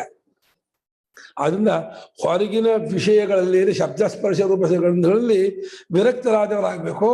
ದೋಷವನ್ನು ಕಾಣುವುದರ ಮೂಲಕ ಅದರ ಅನಿತ್ಯತ್ವ, ಅದರ ದುಃಖೋದಕತ್ವ, ಅದರ ಆಯಾಸಜನಕತ್ವ ಮತ್ತು ಆಮಯ ಜನಕತ್ವ. ಆಮಯ ಅಂದ್ರೆ ಕಾಯಿಲೆ, ರೋಗ ಉಂಟು ಮಾಡುತ್ತೆ, ಆಯಾಸ ಉಂಟು ಮಾಡುತ್ತೆ, ದುಃಖ ಉಂಟು ಮಾಡುತ್ತೆ, ಬಂಧನ ಉಂಟು ಮಾಡುತ್ತೆ, ನಮಗೆ ಅದು ಗೋಳ ಹಾಕೊಳ್ಳುತ್ತೆ. ಆದ್ರಿಂದ ಅದರ ತಂಟೆ ಹೋಗಬಾರ್ದು ಅಂತ ಮುಂಚೆನೆ ಎಚ್ಚೆತ್ಕೊಂಡು ಇಂದ್ರಿಯಗಳನ್ನೆಲ್ಲ ಪೂರ್ತಿ ಅಡಗಿಸಿಕೊಂಡು, ಅಷ್ಟೇ ಅಲ್ಲ ವಿಶೇಷವಾಗಿ ಬ್ರಹ್ಮಚರ್ಯ ಅನ್ನುವಂತಹ ಸಾಧನವನ್ನು ಕೈಗೊಂಡು, ಸತ್ಯ ಮತ್ತು ಬ್ರಹ್ಮಚರ್ಯ ಈ 2 ಸಾಧನಗಳಿಂದ ಕೂಡಿಕೊಂಡವರಾಗಬೇಕು. ಬ್ರಹ್ಮಚರ್ಯ ಅಂದ್ರೆ ಅಷ್ಟಾಂಗ ಮೈಥುನ ವರ್ಜನ ಅಂತ. ಬರೀ ಬ್ರಹ್ಮಚರ್ಯ ಸ್ತ್ರೀ ಸಂಬಂಧ ವಿಚಾರ ಅಷ್ಟೇ ಅಲ್ಲ, ಆ ಚಿಂತನೆ, ಯೋಚನೆ, ಸಂಭಾಷಣೆ ಯಾವುದೂ ಇರಬಾರ್ದು. ಸ್ಮರಣಂ ಕೀರ್ತನಂ ಕೇಳಿಹಿ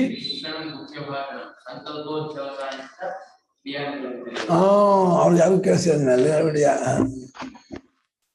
8 ತರಹ ಹೇಳ್ತಾರೆ. ಆ 8 ಪ್ರಕಾರವಾದಂತಹ ಬ್ರಹ್ಮಚರ್ಯ ಲೋಪವೂ ಇರಬಾರ್ದು. ಅದನ್ನು ಇಟ್ಕೊಂಡು ಬ್ರಹ್ಮಚರ್ಯ ಸತ್ಯ ಅನ್ನುವಂತಹ ಸಾಧನೆಗಳನ್ನ ಕೂಡಿಕೊಂಡವನಾಗಿ ಮುಂದೆ ಹೇಳುವಂತಹ ಪರಮಾತ್ಮನನ್ನ ಧ್ಯಾನ ಮಾಡಿ. ಧ್ಯಾಯಮಾನೈಹಿ ಅದು ವಕ್ಷ್ಯಮಾನನೇನೋ ಅಲ್ಲಿ ಹೇಳ್ದೆ, ಆತ್ಮ ಅಪತ ಪಾಪ್ಮ ವಿಜರೋ ವಿಮೃತ ವಿಶೋಕೋ ವಿಜಿಗತ್ಸೋ, ಇದೇ ಮುಂದೆ ಹೇಳುವ ಲಕ್ಷಣಗಳು. ಮುಂದೆ ಹೇಳುವ ಲಕ್ಷಣ ಗುಣವನ್ನುಳ್ಳ ಆ ಬ್ರಹ್ಮವನ್ನ ಧ್ಯಾನ ಮಾಡುವಂತಹ ಯೋಗಿಗಳಿಂದ ಆ ಬ್ರಹ್ಮವು ತಿಳಿದು ಬರುತ್ತದೆ, ಗೊತ್ತಾಗತ್ತೆ ಇಲ್ಲಿ ಸಾಕ್ಷಾತ್ಕಾರವಾಗುತ್ತೆ ಅಂತ ಅರ್ಥ. ಇಲ್ಲಿ ಜ್ಞಾನವಾಗತ್ತೆ ಗೊತ್ತಾಗತ್ತೆ ಅಂದ್ರೆ ಇಲ್ಲಿ ಅನುಭವದಲ್ಲಿ ಅಂತ ಅದು ಗೊತ್ತಾಗೋ ವಿಚಾರ ಅಲ್ಲ. ಇದು ಉಪಾಸನಾ ಪ್ರಕರಣವಾದ್ದರಿಂದ ಅಲ್ಲಿ ಧ್ಯಾನ ಮಾಡ್ತಾ ಮಾಡ್ತಾ ಮಾಡ್ತಾ ಸಾಕ್ಷಾತ್ಕಾರ ಆಗ್ಬಿಡುತ್ತೆ. ಅದೇ ನಾನಾಗಿದ್ದೀನಿ ಅಂತ ಅಲ್ಲ, ಅದೇ ನಾನಾಗಿದ್ದೀನಿ ಸಾಕ್ಷಾತ್ಕಾರ ಆಗಿದ್ದಕ್ಕೂ ತತ್ವಜ್ಞಾನದಿಂದ ಕಂಡುಕೊಂಡದಕ್ಕೂ ಏನು ವ್ಯತ್ಯಾಸ? ಸಾಕ್ಷಾತ್ಕಾರದಲ್ಲಿ ಈ ದ್ವೈತ ಸತ್ಯತ್ವ ಬಾಧೆ ಆಗಿರಲ್ಲ, ತತ್ವಜ್ಞಾನದಲ್ಲಿ ದ್ವೈತ ಸತ್ಯತ್ವ ಬಾಧೆ ಆಗ್ಬಿಡುತ್ತೆ. ಸಾಕ್ಷಾತ್ಕಾರದಲ್ಲಿ ಬ್ರಹ್ಮ ಅನ್ನುವಂಥ ಒಂದು ಭಾವನೆಯನ್ನು ಇಟ್ಕೊಂಡಿರ್ತಾರೆ, ಅಂದ್ರೆ ಪ್ರಯತ್ನಪೂರ್ವ ಭಾವನೆ ಹೊರತು ಅನುಭವ ಪರ್ಯಂತವಾದ್ದಲ್ಲ ಅದು. ಅದೇ ಹೊರಗಡೆಯಿಂದ ಗೊತ್ತಾಗಲ್ಲ. ಬ್ರಹ್ಮ ಸಾಕ್ಷಾತ್ಕಾರ ಮಾಡ್ಕೊಂಡವರಿಗೂ ಬ್ರಹ್ಮಜ್ಞಾನಿಗಳಿಗೂ ವ್ಯತ್ಯಾಸವನ್ನು ಹೊರಗಡೆಯಿಂದ ಹೇಳಕ್ಕಾಗಲ್ಲ, ಅವರವರ ಅನುಭವದಲ್ಲಿ ಗೊತ್ತಾಗತ್ತೆ. ಸಾಕ್ಷಾತ್ಕಾರ ಮಾಡ್ಕೊಂಡವರಿಗೆ ಒಂದು ರೀತಿ ನಮ್ಗೆ ಈ ದೇಹದಲ್ಲಿ ಹೇಗೆ ನಾನು ಸುರೇಖ, ನಾನು ಅನುಪಮ, ನಾನು ಲಕ್ಷ್ಮಿ ಅಂತ ಹೇಗೆ ಆ ಅಭಿಮಾನ ಅದರಲ್ಲಿ ಬಂದ್ಬಿಡತ್ತೆ. ಯಾವುದ್ರಲ್ಲಿ? ಆ ಅಪಾತಪಾತ್ಮತ್ವಾದಿ ಗುಣಕನಾದ ಪರಮಾತ್ಮನಲ್ಲಿ ಆ ಭಾವನೆ ಬರುತ್ತೆ. ಪರಮಾತ್ಮನಲ್ಲಿ ಭಾವನೆ ಬಂದ್ಮೇಲೆ ಆಯ್ತಲ್ಲ, ಭಾವನೆ ಬೇರೆ ಅನುಭವ ಬೇರೆ. ಭಾವನೆ ಒಂದ್ ಹಂತಕ್ಕೆ ಓಕೆ, ಆದ್ರೆ ಅಲ್ಟಿಮೇಟ್ ಅದನ್ನು ಕಿತ್ತಾಕ್ಬೇಕು. ಭಾವನೆಯೂ ಇಲ್ಲದ, ಯಾವ ಕಲ್ಪನೆಯೂ ಇಲ್ಲದ ಕೇವಲ ರೂಪದ ಉಳಿಯೋದು. ಇದು ಧ್ಯಾನ ಮಾಡ್ತಾ ಬ್ರಹ್ಮ ಸಾಕ್ಷಾತ್ಕಾರವಾಗತ್ತೆ. ಈಗ ಹೇಳಿದ್ದು ನೀವೇನು ಸಾಕ್ಷಾತ್ಕಾರ ಆದಾಗ ನನ್ಗೆ ಪರಮಾತ್ಮ ಕಾಣಿಸ್ತಾ ಅಂತ ಆಗುತ್ತೆ ಅಲ್ವಾ? ಹಂಗೆ ಹೇಳಿದ್ರು. ತಾನೇ ಆ ಗುಣದ ಕೂಡ ಪರಮಾತ್ಮ ಅಂತ ಭಾವನೆ ಮಾಡ್ತಿರ್ತಾನೆ, ಹೌದು ಅಂತ ಒಪ್ಕೊಳ್ತಾನೆ ಅಷ್ಟೇ. ಆದ್ರೆ ಅನುಭವ, ಜ್ಞಾನಿಗೆ ಅನುಭವ ಆಗುತ್ತಲ್ಲ, ಆ ಅನುಭವ ಇರಲ್ಲ. ಭಾವನೆಯಿಂದ ಅಕ್ಸೆಪ್ಟ್ ಮಾಡ್ಕೊಂಡಿರ್ತಾರೆ, ಭಾವನಾತ್ಮಕವಾದ ಅಭಿಮಾನ. ಅದು ಈಗ ನಾವು ಆಕ್ಸೆಪ್ಟ್ ಮಾಡ್ಕೊಂಡಿದ್ವಿ, ಅಷ್ಟೊಂದು ಮಾಡ್ಬಿಟ್ಟು ಆಕ್ಸೆಪ್ಟ್ ಮಾಡ್ಕೊಳ್ಳೋದು ಯಾಕೆ? ನಾವು ಮಾಡ್ಕೊಂಡ್ರು ಬರೀ ಪರಿಚಿನ ದೇಹಾಭಿಮಾನ ಮಾಡ್ಕೊಂಡಿದೀವಿ. ಇದು ಹೋಗ್ಬೇಕು, ಇದರಿಂದ ನಮ್ಗೆ ಅನರ್ಥ ಇರೋದು. ಆ ಸತ್ಯಕಾಮತ್ವಾದಿ ಗುಣಗಣೋಪೇತನಾದ ಪರಮಾತ್ಮ ಸಾಕ್ಷಾತ್ಕಾರವಾದ್ರೆ ನಿಮ್ಗೆ ಎಲ್ಲ ಅಣಿಮಾದಿ ಸಿದ್ಧಿಗಳು, ಸಕಲ ಲೋಕಗಳು, ಅಂತಃಕರಣ ಪ್ಯೂರ್ ಆಗೋದು, ಎಲ್ಲಾ ಶಾಂತಿ ಉಂಟಾಗತ್ತೆ. ಇದ್ರಲ್ಲಿ ಏನು ಪ್ರಯೋಜನ? ನಾನು ಸಾಕ್ಷಾತ್ಕಾರ ಅಂದ್ರೆ ನೀವ್ ಹೇಳ್ತಾ ಇರೋದು ನಾನು ದೇವ್ರು ಕಾಣಿಸಿದ್ರು ಅನ್ನೋ ಆ ಫೀಲಿಂಗ್ ಸಾಕ್ಷಾತ್ಕಾರ ಅಲ್ಲ. ಅದೇ ಇವಾಗ ನಿಮ್ಗೆ ಹೇಗೆ ನಾನೀಗ ಅನುಪಮ ಅಂದ್ರೆ ಹೋಗ್ತೀರಾ, ಇದು ಹೋಗ್ಬಿಟ್ಟು ಆ ಸತ್ಯಕಾಮತ್ವಾದಿ ಗುಣಗಣೋಪೇತವಾದ ಬ್ರಹ್ಮ ನಾನು ಅಂತ ಬಂದ್ಬಿಡುತ್ತೆ ಅಭಿಮಾನ. ಆ ಬ್ರಹ್ಮತ್ವ ಅಭಿಮಾನ ಬರೋದೇ ಸಾಕ್ಷಾತ್ಕಾರ. ಈ ಪರಿಚ್ಛಿನ್ನ ಅಭಿಮಾನ ಹೋಗಿ ಆ ಅಭಿಮಾನ ಬರುತ್ತೆ, ದೇವತಾ ಅಭಿಮಾನ ಬರುತ್ತೆ. ಆದ್ರೆ ಈಗೋ ಇರಲ್ವಾ ಅಲ್ಲಿ? ಓಹೋ, ಆ ಈಗೋ ಇರುತ್ತೆ, ಈಗೋ ಇರಲ್ಲ, ಸಮಷ್ಟಿ ಈಗೋ ಇರುತ್ತೆ. ಮತ್ತೆ ಇನ್ನೊಂದೇನೋ ಹೇಳ್ತಾ ಇದೀರಲ್ಲ, ಐ ಮೀನ್ ಆಕ್ಚುಯಲ್ ರಿಯಲೈಸೇಷನ್, ಅದು ತಾನೇ, ಅದು ಸೇಮ್ ಥಿಂಗ್, ಒಂದೇ ಅಲ್ವಾ ಅವೆರಡು? ಮತ್ತೆ ಹಿರಣ್ಯಗರ್ಭಾನ ಅಭಿಮಾನ ಬರುತ್ತೆ ಅವನಿಗೆ, ಸಮಷ್ಟಿಯಾಗಿರುತ್ತೆ ಹಿರಣ್ಯಗರ್ಭ ದೇವತೆಯನ್ನು ಅಭಿಮಾನ ಬರುತ್ತೆ. ಈ ಪರಿಚ್ಛಿನ್ನವಾದಂತಹ ಒಂದು 5 ಅಡಿ ದೇಹದ ಅಭಿಮಾನ ಹೋಗ್ಬಿಡುತ್ತೆ. ಇನ್ನೊಂದೇನೋ ಹೇಳಿದ್ರಲ್ಲ ಗುರುಗಳೇ, ಆಗ ಬೇರೆ ಟೈಪ್ ರಿಯಲೈಸೇಷನ್ ಅಂತ. ಇನ್ನೊಂದೇನು ಹೇಳಿದೆಮ್ಮ? ಹೆಲ್ಪ್ ಮಾಡಿ, ಏನ್ ಹೇಳಿದ್ರೆ ಹೇಳಿ. ನಾನು ಏನ್ ಹೇಳಿದೆ ಅಂದ್ರೆ ತುಂಬಾ ಹೇಳಿರ್ತೀನಿ, ನಂಗೆ ಏನ್ ಹೇಳಿದೆ ಅಂದ್ರೆ ನಂಗೆ ಇನ್ನೊಂದು ನಂಗೆ ಏನ್ ಗೊತ್ತಾಗಲ್ಲ. ನೀವ್ 2 ಟೈಪ್ ಹೇಳಿದೀರಾ. ಒಂದು ಅನುಭವದಲ್ಲಿ ಅಜ್ಞಾನ ಹೋಗ್ಬಿಡುತ್ತೆ, ಇಲ್ಲಿ ಅಜ್ಞಾನ ಹೋಗಿಲ್ಲ.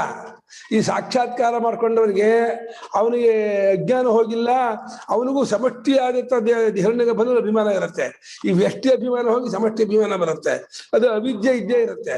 ಅದೇ ಅನುಭವದಲ್ಲಿ ಕಂಡುಕೊಂಡ ಜ್ಞಾನಿಗೆ ಸಮಷ್ಟಿ ವ್ಯಷ್ಟಿ ಎರಡೂ ಬಾಧಿತವಾಗಿ ಸ್ವರೂಪದಲ್ಲಿ ನೆಲೆ ನಿಂತುಬಿಡ್ತಾನೆ. ಇದು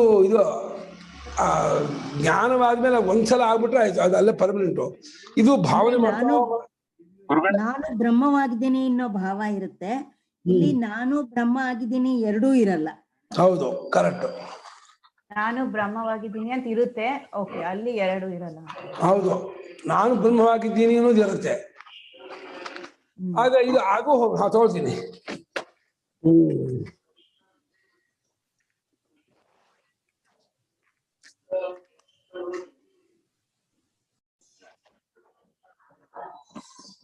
ಹಾಗೆ ಸಾಕ್ಷಾತ್ಕಾರ ಭಾವನೆಯಿಂದ ಆಗುವ ಒಂದು ರಿಸಲ್ಟ್ಗೂ ಅನುಭವದಲ್ಲಿ ಕಂಡುಕೊಳ್ಳುವ ಜ್ಞಾನಕ್ಕೂ ವ್ಯತ್ಯಾಸ ಇದೆ.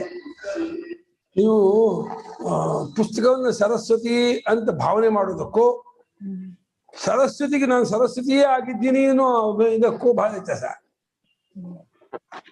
ಕಡೆ ಇಲ್ಲಿ ಭಾವನೆ ಅಂದ್ರೂನು ಈಗ ಹಿರಣ್ಯ ಗರ್ಭ ಅವನೇ ಆಗ್ತಾನೆ ಅನ್ನೋ ಒಂದು ಅಹಂಕಾರ ಬರುತ್ತೆ ಅಂತೂ ಅದು ಅನುಭವದಲ್ಲೇ ಆಗ್ಬೇಕಲ್ವಾ ಗುರುಗಳೇ, ಬರೀ ಭಾವನೆಯಲ್ಲಿ ಆಗಲ್ಲ ಅಲ್ವಾ?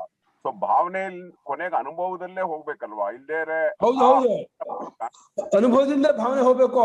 ಆದ್ರೆ ಈ ಸತ್ಯಕಾಮತ್ವಾದಿ ಗುಣಗಣೋಪೇತವಾದ ಪರಮಾತ್ಮನ ನಾವು ಭಾವನೆ ಮಾಡ್ತಾ ಮಾಡ್ತಾ ಮಾಡ್ತಾ ಅವನಿಗೆ ಸಮಷ್ಟಿ ದೇವತೆಯಲ್ಲಿ ನಾನು ಅನ್ನೋ ಅಭಿಮಾನ ಬಂದ್ಬಿಡುತ್ತೆ. ಈ ಪರಿಚ್ಛಿನ್ನ ಅಭಿಮಾನ ಹೋಗಿ ಸಮಷ್ಟಿ ಅಭಿಮಾನ, ಸಮಷ್ಟಿ ದೇವತೆಯಲ್ಲಿ ನಾನು ಬಂದ್ಬಿಡ್ತಾನೆ. ಸತ್ಯಕಾಮ ಅನುಭವ ಅಲ್ವಾ ಗುರುಗಳೇ ಅಂತ. ಇವಾಗ ನಾನು ಸೋಮಶೇಖರ ನಿಮ್ಗೆ ಅನುಭವ ಭಾವನೆಯ ಏನ್ ಹೇಳ್ತೀರಾ? ನಾನ್ ಸೋಮಶೇಖರ ಅನ್ನೋದು ಅನುಭವ ಭಾವನೆಯ ಅನುಭವ. ನಾನು ಅನುಭವ ಅನುಭವ ಅಲ್ಲ, ಅನುಭವ ಅದು ಹೋಗಲ್ಲ, ಭಾವನೆ ಹೋಗುತ್ತೆ. ಅದು ಮಿಥ್ಯಾಜ್ಞಾನ ಕೂಡಿಕೊಂಡಂತಹ ಭಾವನೆ, ಇದು ಅದು ಶಾಸ್ತ್ರ ತಿಳಿಸಿಕೊಟ್ಟಂತಹ ಭಾವನೆ.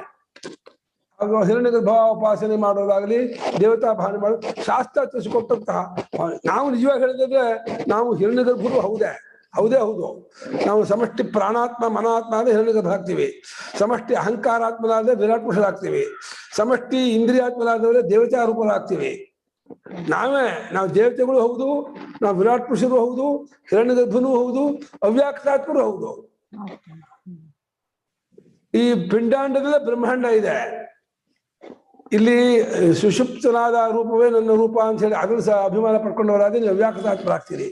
ನಾನು ಸಮಷ್ಟಿ ಪ್ರಾಣ ಸಮಷ್ಟಿ ಮನೋರೂಪದವನು ಅಂತ ಅನ್ಕೊಂಡ್ರೆ ವ್ಯಕ್ತಿ ಪ್ರಾಣ ಮನಸ್ಸಾದ್ರೆ ದೇಹ ಪರಿಚ್ಛಿನ್ನ ಆಗುತ್ತೆ. ಈ ಪ್ರಾಣ ಮನಸ್ಸು ಸಮಷ್ಟಿಯಾಗಿದೆ ಅಂತ ನೀವು ತಂದ್ಕೊಂಡ್ರೆ ನೀವು ಅವಾಗ ಹಿರಣ್ಯಗರ್ಭ ಆಗ್ತೀರಾ. ಈ ಅಹಂಕಾರ ಸಮಷ್ಟಿಯಾಗಿದೆ ಅಂತ ತಗೊಂಡವರಾದ್ರೆ ನೀವು ವಿರಾಟ್ ಪುರುಷರಾಗ್ತೀರಾ. ಈ ಚಕ್ಷುರಾದಿ ಇಂದ್ರಿಯಗಳ ದೇವತಾ ರೂಪದವರು ಭಾವನೆ ಮಾಡಿದ್ರೆ ಇಂದ ದೇವತೆಗಳಾಗ್ತೀರಾ. ಅವೆಲ್ಲ ಆದಾಗ ನಮ್ದು ಈಗೋ ಇನ್ನ ಇರುತ್ತೆ ಅಂತ ಇದ್ದೀರಾ ನೀವು? ಈಗೋ ಇದ್ದೇ ಇರುತ್ತೆ, ಈಗೋ ಹೋಗಿರಲ್ಲ. ಈಗೋ ಹೋಗೋದಕ್ಕೆ ಅವಿದ್ಯೆ ಹೋಗ್ಬೇಕು, ಅವಿದ್ಯೆ ಹೋಗೋದಕ್ಕೆ ಜ್ಞಾನ ಉಂಟಾಗ್ಬೇಕು, ವಿಚಾರ ಮಾಡ್ಬೇಕು, ಜ್ಞಾನ. ಈಗೋ ಇರೋ ತನಕ ಎಲ್ಲ ದ್ವೈತಾನೇ ಇರುತ್ತೆ ಅಲ್ವಾ? ಹೌದು, ಭಯ ಇರುತ್ತೆ ಅಲ್ಲ, ದ್ವೈತ ಇರುತ್ತೆ ಅಂತ. ದ್ವೈತ ಇರುತ್ತೆ, ಹೌದು, ದ್ವೈತವೂ ಇರುತ್ತೆ. ಅವಿದ್ಯೆ ಇದ್ಮೇಲೆ ದ್ವೈತ ಇದ್ದೇ ಇರುತ್ತೆ. ನಾನು ಅಂತ ಒಂದು ಇದ್ದೇ ಇರುತ್ತಲ್ಲ. ನಾನು ಹಿರಣ್ಯ ಗರ್ಭ, ಇದು ಲೋಕ ಅನ್ನೋ ಫೀಲಿಂಗ್ ಇರುತ್ತೆ ಇನ್ನ. ಕರೆಕ್ಟಾ? ಹೌದು, ನಾನು ಹಿರಣ್ಯಗರ್ಭನಾಗಿದ್ದೀನಿ ಅನ್ನುವಂತ ಸಮಷ್ಟಿ ಭಾವನೆ ಇರುತ್ತೆ. ದಹರ ಅಲ್ಪತರ ಅಸ್ಮಿನ್ ದಹರೇ ಭೀಷ್ಮನಿ. ಈ ಶರೀರವೇ ಅಲ್ಪವಾಗಿರುವ ಶರೀರವೆಂಬ ಮನೆಯಲ್ಲಿ ಇನ್ನೊಂದು ಅತ್ಯಲ್ಪವಾಗಿರ್ತಕ್ಕಂಥ ಸಣ್ಣ ಹೃದಯ ಪುಂಡರೀಕ ಅನ್ನುವಂತಹ ಅಲ್ಪವಾದ ಮನೆ ಇದೆ. ಈ ಬ್ರಹ್ಮಪುರ ಯಾವುದು? ಶರೀರ. ಇದೇ ಪರಿಚ್ಛಿನ್ನ, ಇದೇ ಅಲ್ಪ. ಇದು 5 ಅಡಿ ಇದೆ, 6 ಅಡಿ ಇದೆ. ಇದರೊಳಗೆ ಪುಂಡರೀಕಾಕಾರವಾಗಿರೋ ಹೃದಯ ಅನ್ನೋದು ಇನ್ನೂ ಚಿಕ್ಕದು, ಇನ್ನೂ ಸಣ್ಣ, ಅದು ಅಲ್ಪ. ಅಸ್ಮಿನ ಈ ಬ್ರಹ್ಮಪುರವಾಗಿರುವ ಶರೀರದಲ್ಲಿ ದಹರವಾದ ಅಲ್ಪತರವಾಗಿರ್ತಕ್ಕಂಥ ಒಂದು ಮನೆ, ಹೃದಯ ಅನ್ನುವಂಥ ಮನೆ ಇದೆ. ವೇಷ್ಮನೋ ಅಲ್ಪತ್ವ ತದ್ವರ್ತಿನೋ ಅಲ್ಪತರತ್ವಂ. ವೇಷ್ಮನೋ ಅಲ್ಪತ್ವ ತದ್ವರ್ತಿನೋ ಅಲ್ಪತರತ್ವಂ. ದಹರೋಸ್ಮಿನ್ ಅಂತರಾಕಾಶ ಅಂದ್ರು, ಆ ಒಳಗಿರುವ ಆಕಾಶವೂ ದಹರ ಅಂದ್ರು. ಅದ್ಯಾಕೆ ದಹರ ಆಯ್ತು? ಆಕಾಶನೇ ಪರಮಾತ್ಮ, ಅವನಿಗೆ ಚಿಕ್ಕದಾಗ್ತಾನೆ ಅಂದ್ರೆ ಮನೆ ಚಿಕ್ಕದಾದ್ರಿಂದ ಅಲ್ಲಿ ತೋರುವ ಆಕಾಶವು ಚಿಕ್ಕದು ಅಂತ ಅನ್ಸ್ಕೊಳ್ತು.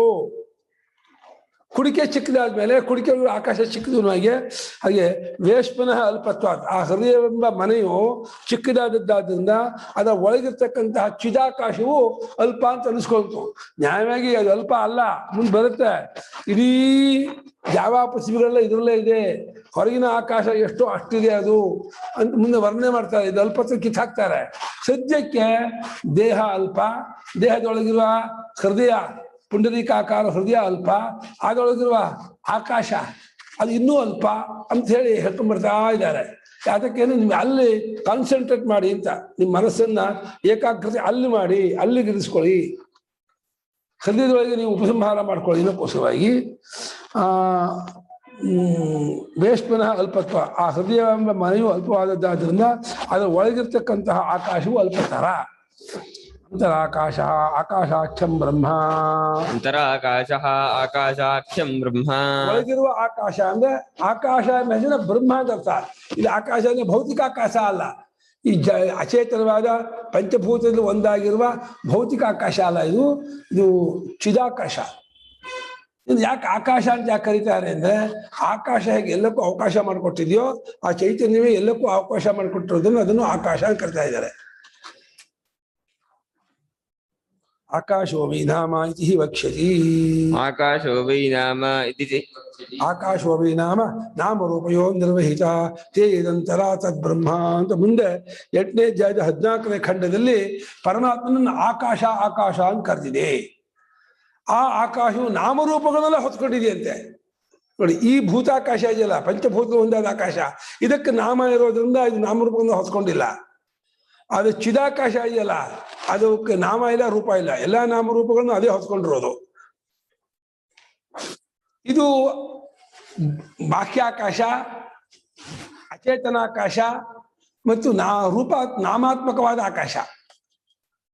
ನಾಮರೂಪಗಳನ್ನ ಹೊತ್ಕೊಂಡಿರೋದಲ್ಲ, ನಾಮರೂಪಗಳನ್ನ ಹೊತ್ಕೊಂಡಿರೋ ಆಕಾಶ ಅಂದ್ರೆ ಪರಮಾತ್ಮ ಆಕಾಶ.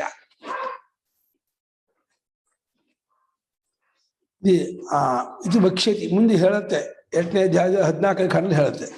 ಆಕಾಶ ಇವ ಅಶರೀರತ್ವಾದ್. ಆಕಾಶ ಇವ ಅಶರೀರತ್ವ ಸೂಕ್ಷ್ಮತ್ವ ಸರ್ವಗತತ್ವ ಸಾಮಾನ್ಯಾಚ. ಸರ್ವಗತತ್ವ ಸಾಮಾನ್ಯಾಚ. ಯಾಕೆ ಇದನ್ನ ಆಕಾಶ ಆಕಾಶ ಅಂತ ಯಾಕೆ ಕರಿತೀರಾ? ಹೃದಯದೊಳಗಿರತಕ್ಕಂತಹ ಸ್ವರೂಪವನ್ನು ಆತ್ಮ ಬ್ರಹ್ಮ ಅಂತ ಕರೀರಿ, ಆಕಾಶ ಅಂತ ಯಾಕೆ ಕರಿತಿದ್ದೀರಾ ಅಂತ ಕೇಳಿದ್ರೆ ಅದಕ್ಕೆ ಉತ್ತರ ಕೊಡ್ತಾ ಇದ್ದಾರೆ. ಆಕಾಶಕ್ಕೆ ಹೇಗೆ ಶರೀರ ಇಲ್ಲವೋ ಅದಕ್ಕೂ ಒಂದು ಶರೀರ ಇಲ್ಲ.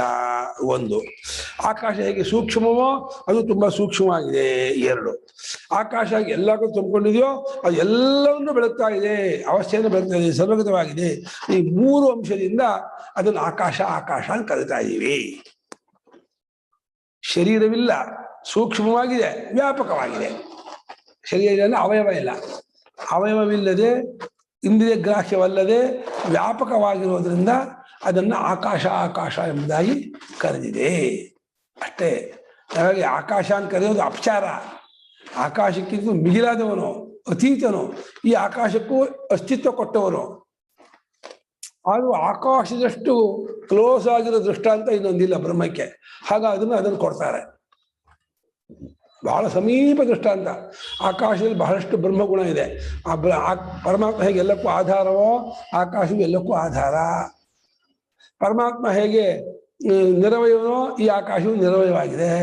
ಪರಮಾತ್ಮ ಹೇಗೆ ಸರ್ವಗತನೋ ಈ ಆಕಾಶವು ಸರ್ವಗತವಾಗಿದೆ. ಪರಮಾತ್ಮ ಹೇಗೆ ಇಂದ್ರಿಯ ಗೋಚರವಲ್ಲವೋ ಈ ಆಕಾಶವು ಕಣ್ಣಿಗೆ ಕಾಣೋದಿಲ್ಲ. ಆ ಅರ್ಥದಿಂದ ಆಕಾಶಕ್ಕೂ ಬ್ರಹ್ಮಕ್ಕೂ ಬಹಳ ಹೋಲಿಕೆ ಇದೆ. ಈ ಆಕಾಶ ಹೇಗಿದೆಯೋ ಹಾಗಿದೆ ಪರಮಾತ್ಮ ಅಂತ ಹೇಳ್ಬೋದು. ಒಂದು ವ್ಯತ್ಯಾಸ ಏನು ಅಂದ್ರೆ, ಇದು ಅಚೇತನ, ಅದು ಚೇತನ.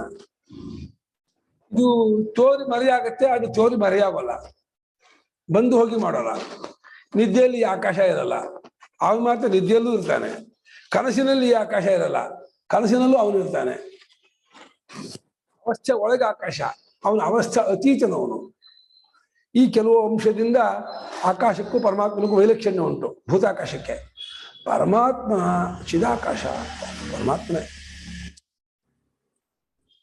ತಸ್ಮಿನ್ ಆಕಾಶಾಖ್ಯೇದಂತಹ ಮಧ್ಯೆ ತದನ್ವೇಷ್ಟವ್ಯಂ. ಮಧ್ಯೆ ತದನ್ವೇಷ್ಟವ್ಯಂ. ಆ ಆಕಾಶವೆಂಬ ಹೆಸರಿನ ಆ ಸ್ವರೂಪದಲ್ಲಿ ಅದರ ಒಳಗೆ, ಅದರ ತಿರುಳಾಗಿ, ಅದರ ಸಾರವಾಗಿ ಏನಿದೆಯೋ ಅದನ್ನು ಹುಡುಕಬೇಕು. ಇನ್ನು ಇಲ್ಲಿ ಚರ್ಚೆ ಮಾಡಿದ್ದಾರೆ. ಇನ್ನು ಅದನ್ನೇ ಅಲ್ಲ ತಿಳ್ಕೊಬೇಕಂದ್ರೆ ಅದ್ರ ಒಳಗೆ ಇನ್ನೆಂತ ಇದೆ, ಆಕಾಶದ ಒಳಗಿನ ಆಕಾಶವೇ ಅಲ್ವೇ ಅಂತಂದ್ರೆ ಅದು ಹೇಳ್ತಾರೆ, ಚರ್ಚೆ ಮಾಡ್ತಾರೆ. ಅದಂತಹ ಅನ್ನೋ ಪದ ಶ್ರುತಿಯಲ್ಲಿ ಇದೆಯಲ್ಲ, ಅದಕ್ಕೆ ಏನು ಅರ್ಥ?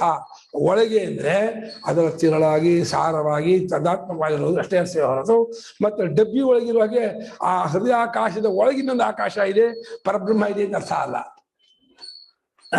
ಆದ್ರೂ ಆ ಆಕಾಶ ಎಂಬ ಹೆಸರಿನ ಇದರಲ್ಲಿ ಒಳಗೆ ಅದರ ಒಳಗೆ ಮಧ್ಯದಲ್ಲಿ ಯಾವುದಿದೆಯೋ ಅದನ್ನು ಕಂಡ್ಕೋಬೇಕು. ಇಲ್ಲಿ ಅಂತಹನ ಮಧ್ಯ ಅಂತ ಅರ್ಥ ಮಾಡ್ಬಿಟ್ರು, ಹೃದಯ ಮಧ್ಯದಲ್ಲಿ ಅರ್ಥ ಮಾಡಿದ್ರು. ತದ್ವಾವಾನ ತದೇವಚ. ತದೇವಚ. ತದ್ವಾವ ಓದಬೇಕು. ತದ್ವಾವ ತದೇವ. ಜಿಜ್ಞಾಸಿತವ್ಯಂ. ವಿಶೇಷೇಣ ಜಿಜ್ಞಾಸಿತವ್ಯಂ. ತದ್ವಾವ ಅಂತ ಮೂಲದಲ್ಲಿದೆ. ತದ್ವಾವ ಅಂದ್ರೆ ತದೇವ ಅಂತ. ಅದನ್ನೇ ವಿಶೇಷವಾಗಿ ಅಂದ್ರೆ ಈ ಬಾಕಿ ಎಲ್ಲ ಲೌಕಿಕ ಎಲ್ಲವನ್ನು ಬಿಟ್ಬಿಟ್ಟು ಸ್ಪೆಸಿಫಿಕ್ ಆಗಿ ಅದನ್ನೇ ನೀವು ಹುಡುಕಬೇಕು, ಸಾಕ್ಷಾತ್ಕಾರ ಮಾಡ್ಕೋಬೇಕು. ಅದನ್ನೇ ಪದೇ ಪದೇ ಪದೇ ಪದೇ ಹೃದಯಾಕಾಶದಲ್ಲಿರ್ತಕ್ಕಂಥ ಪರಮಾತ್ಮನನ್ನೇ ಧ್ಯಾನ ಮಾಡ್ತಾ ಮಾಡ್ತಾ ಅವನಲ್ಲಿ ಇಡೀ ವಿಶ್ವವೆಲ್ಲ ಇದೆ. ಅಂತರಸ್ಮಿನ್ನಿಮೇ ಲೋಕಾ ಅಂತರ್ವಿಶ್ವ ಜಗತ್. ಇಡೀ ಜಗತ್ತೆಲ್ಲವೂ ಈ ಚಿದಾಕಾಶದಲ್ಲಿದೆ, ಈ ಎಲ್ಲ ಲೋಕಗಳು ಈ ಆತ್ಮದಲ್ಲಿದೆ, ಜಾವಾಭಗಳು ಸೂರ್ಯಚಂದ್ರರು ಎಲ್ಲವೂ ಇದೆ, ತ್ರಿಕಾಲವೂ ಅದರೊಳಗಿದೆ. ಅದು ಯಾವುದು ಅದನ್ನು ಮೀರಿ ಯಾವುದು ಹೋಗಿಲ್ಲ. ಅದಕ್ಕೆ ಹಸಿವಿಲ್ಲ, ಬಾಯಾರಿಕೆ ಇಲ್ಲ, ಶೋಕವಿಲ್ಲ, ಮೋಹವಿಲ್ಲ, ಜರ ಇಲ್ಲ, ಮರಣ ಇಲ್ಲ ಅಂತ ಗುಣಗಳನ್ನೆಲ್ಲ ಭಾವನೆ ಮಾಡ್ಬೇಕು. ಇದಿಲ್ಲ ಅನ್ನೋದೇ ಗುಣ. ಇಂಥದ್ದು ಇದೆ ಅನ್ನೋದು ಗುಣ ಬೇರೆ. ಹಸಿವಿಲ್ಲ ಅನ್ನೋದು ಒಂದು ಗುಣ. ಹಸಿವಿಲ್ಲ ಅನ್ನೋದು ಅಭಾವವೋ, ಹಸಿವಿಲ್ಲ ಅನ್ನೋದು ಅಬ್ಜೆಕ್ಟಿವೋ. ಬಾಯಾರಿಕೆ ಇಲ್ಲ ಅನ್ನೋದು ಅಭಾವವೋ, ಬಾಯಾರಿಕೆ ಇಲ್ಲ ಅನ್ನೋದು ಒಂದು ಅಬ್ಜೆಕ್ಟಿವೋ. ಅಬ್ಜೆಕ್ಟಿವ್ ಅದು. ಅವ್ರು ದುಷ್ಟರಲ್ಲ, ಅವ್ರು ಕೆಟ್ಟವರಲ್ಲ ಅನ್ನೋದೊಂದು ವಿಶೇಷಣ. ಅವ್ರು ಸುಳ್ಳು ಹೇಳೋರಲ್ಲ ಅಂದ್ರೆ ಅವ್ರಿಗೆ ಗೌರವ ಕೊಟ್ಟಂಗಾಗತ್ತೆ. ಸುಳ್ಳು ಹೇಳೋರು ಅಲ್ಲ ಅಂದಮೇಲೆ ಅದೆಂತ ವಿಶೇಷಣ ಆಯ್ತು ಅಂದ್ರೆ, ಸುಳ್ಳು ಹೇಳೋದು ಪ್ರಸಂಗ ಇದೆಯಲ್ಲ ಅದು ಅವ್ರು ಮಾಡಲ್ಲ ಅಂತ ವಿಶೇಷ.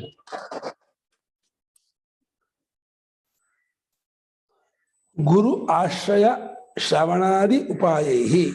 ಗುರು ಆಶ್ರಯ ಶ್ರವಣಾದಿ ಉಪಾಯೈಃ ಅನ್ವಿಷ್ಯ ಅನ್ವಿಷ್ಯ ಸಾಕ್ಷಾತ್ ಕರಣೀಯಂ ಇತ್ಯರ್ಥಃ. ಸಾಕ್ಷಾತ್ಕರಣೀಯಂ ಇತ್ಯರ್ಥಃ. ಗುರುವಾಶ್ರಯ ಫಸ್ಟ್. ಇದಕ್ಕೆ ಏನ್ ಮಾಡ್ಬೇಕು?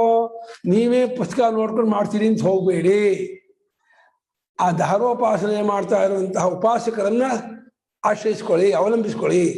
ಅವರು ನಿಮಗೆ ಕರೆಕ್ಟಾಗಿ ಗೈಡ್ ಮಾಡ್ತಾರೆ. ಗುರುಗಳು ಅಂದ್ರೆ ಆಯಾಯ ವಿದ್ಯೆಗೆ ಅದನ್ನು ತಿಳ್ಕೊಳ್ಳೋದೇ ಗುರುಗಳು. ಯಾರು ಧಾರೋಪಾಸನೆ ಮಾಡಿರ್ತಾರೋ, ಅದರಲ್ಲಿ ಆಗೋ ಎಡರು ತೊಡರುಗಳನ್ನೆಲ್ಲ ಕಂಡುಕೊಂಡಿರ್ತಾರೋ, ಮಾಡ್ಬೇಕಾದ್ರೆ ಬರೋ ಕಷ್ಟ ಸುಖಗಳನ್ನೆಲ್ಲ ಅವ್ರು ಅರ್ಥ ಮಾಡ್ಕೊಂಡಿರ್ತಾರೋ ಅವರನ್ನು ನೀವು ಆಶ್ರಯಿಸ್ಕೊಳ್ಳಿ. ಏನೇನು ಮಧ್ಯ ಕ್ಲೇಶ ಬರುತ್ತೆ, ಏನೇನು ಡೌಟ್ಗಳು ಬರುತ್ತೆ, ಏನೇನು ತೊಂದರೆಗಳಾಗತ್ತೆ ಅದೆಲ್ಲವನ್ನೂ ಅವ್ರು ಹೇಳ್ತಾರೆ. ಅದಕ್ಕಾಗಿ ಗುರುಗಳನ್ನ ಆಶ್ರಯಿಸ್ಕೊಳ್ಳೋದು, ಆಮೇಲೆ ಅವರಿಂದ ಈ ಉಪಾಸನೆ ಶ್ರವಣ ಮಾಡೋದು, ಆಮೇಲೆ ಅವ್ರ ಜೊತೆಲಿದ್ದು ಅವ್ರ ಸೇವೆ ಮಾಡ್ಕೊಂಡಿದ್ದು, ಇದೇ ಉಪಾಯಗಳಿಂದ ಆ ಹೃದಯದೊಳಗಿರ್ತಕ್ಕಂತಹ ದಹರಾಕಾಶವನ್ನು ಸಾಕ್ಷಾತ್ಕಾರ ಮಾಡ್ಕೋಬೇಕು. ಅದೇ ನಾನಾಗಿದ್ದೀನಿ ಅಂತೇಳಿ ಅಭಿಮಾನ ಬರುವವರೆಗೂ ನಿರಂತರವಾಗಿ ಈ ಅಪಹತ ಪಾಪತ್ವಾದ ಗುಣಗಣಗಳನ್ನು ಸೇರಿಸ್ಕೊಂಡು ಭಾವನೆ ಮಾಡ್ತಾ ಕೂತ್ಕೋಬೇಕು. ಕೆಲಸ ಅವನಿಗೆ ಬೆಳಗ್ಗೆ ಎದ್ದು ಕೂಡ ಸ್ನಾನ ಕೂಡ ಹೋಗಿ ಕೂತ್ಕೋತಾನೆ. ಹಸಿವಾಗುವವರೆಗೂ ಮಾಡ್ತಾ ಇರ್ತಾನೆ. ಹಸಿವಾಯ್ತಾ ಎದ್ದು ಬರ್ತಾನೆ, ತಿಂಡಿನೋ ಊಟೋ ಏನೋ ತಗೋತಾನೆ, ಮತ್ತೆ ಹೋಗಿ ಕೂತ್ಕೋತಾನೆ, ಮತ್ತೆ ಮಾಡ್ತಾ ಇರ್ತಾನೆ. ಮತ್ತೆ ಆಯಾಸ ನಿದ್ದೆ ಬಂತ ಹಾಗೆ ಗೋಡೆ ಹೊರ್ಕೊಂಡು ಹೇಗೆ ನಿದ್ದೆ ಮಾಡ್ತಾನೆ. ನಾನು 5 ನಿಮಿಷ ಮತ್ತೆ ಎದ್ದು ಗುಡಲ್ಲಿ ಕಣ್ಣು ನೀರು ಹಾಕೊಂಡು ಫ್ರೆಶ್ ಮಾಡ್ಕೊಂಡು ಮತ್ತೆ ಶುರು ಮಾಡ್ತಾನೆ. ಆತ್ಮ ಪಾದಪಾತ್ಮ ವಿಜರೋ ವಿಮರ್ತಿರು ವಿಶೋಕೋ ವಿಗತ್ಸೋ ವಿಭಾಸ ಸತ್ಯಕಾಮ ಸತ್ಯ ಸಂಕಲ್ಪ ಮತ್ತೆ ಶುರು ಮಾಡ್ತಾನೆ.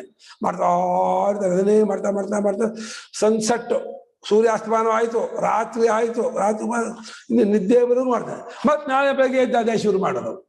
ಹೀಗೆ ಒಂದು 6 ತಿಂಗಳು ಮಾಡ್ದ ಅಂದ್ರೆ ಭ್ರಮರ ಕೀಟ ನ್ಯಾಯ ಅದೇ ಆಗ್ಬಿಡ್ತಾನೆ. ಮಾಡ್ತಾ ಮಾಡ್ತಾ ಮಾಡ್ತಾ ಯದ್ಭಾವಂ ತದ್ಭವತಿ. ಏನ್ ಭಾವ ಮಾಡ್ಕೊಂಡು ಇರ್ತಾನೋ ಆ ಭಾವ ಹೋಗ್ಬಿಡುತ್ತೆ.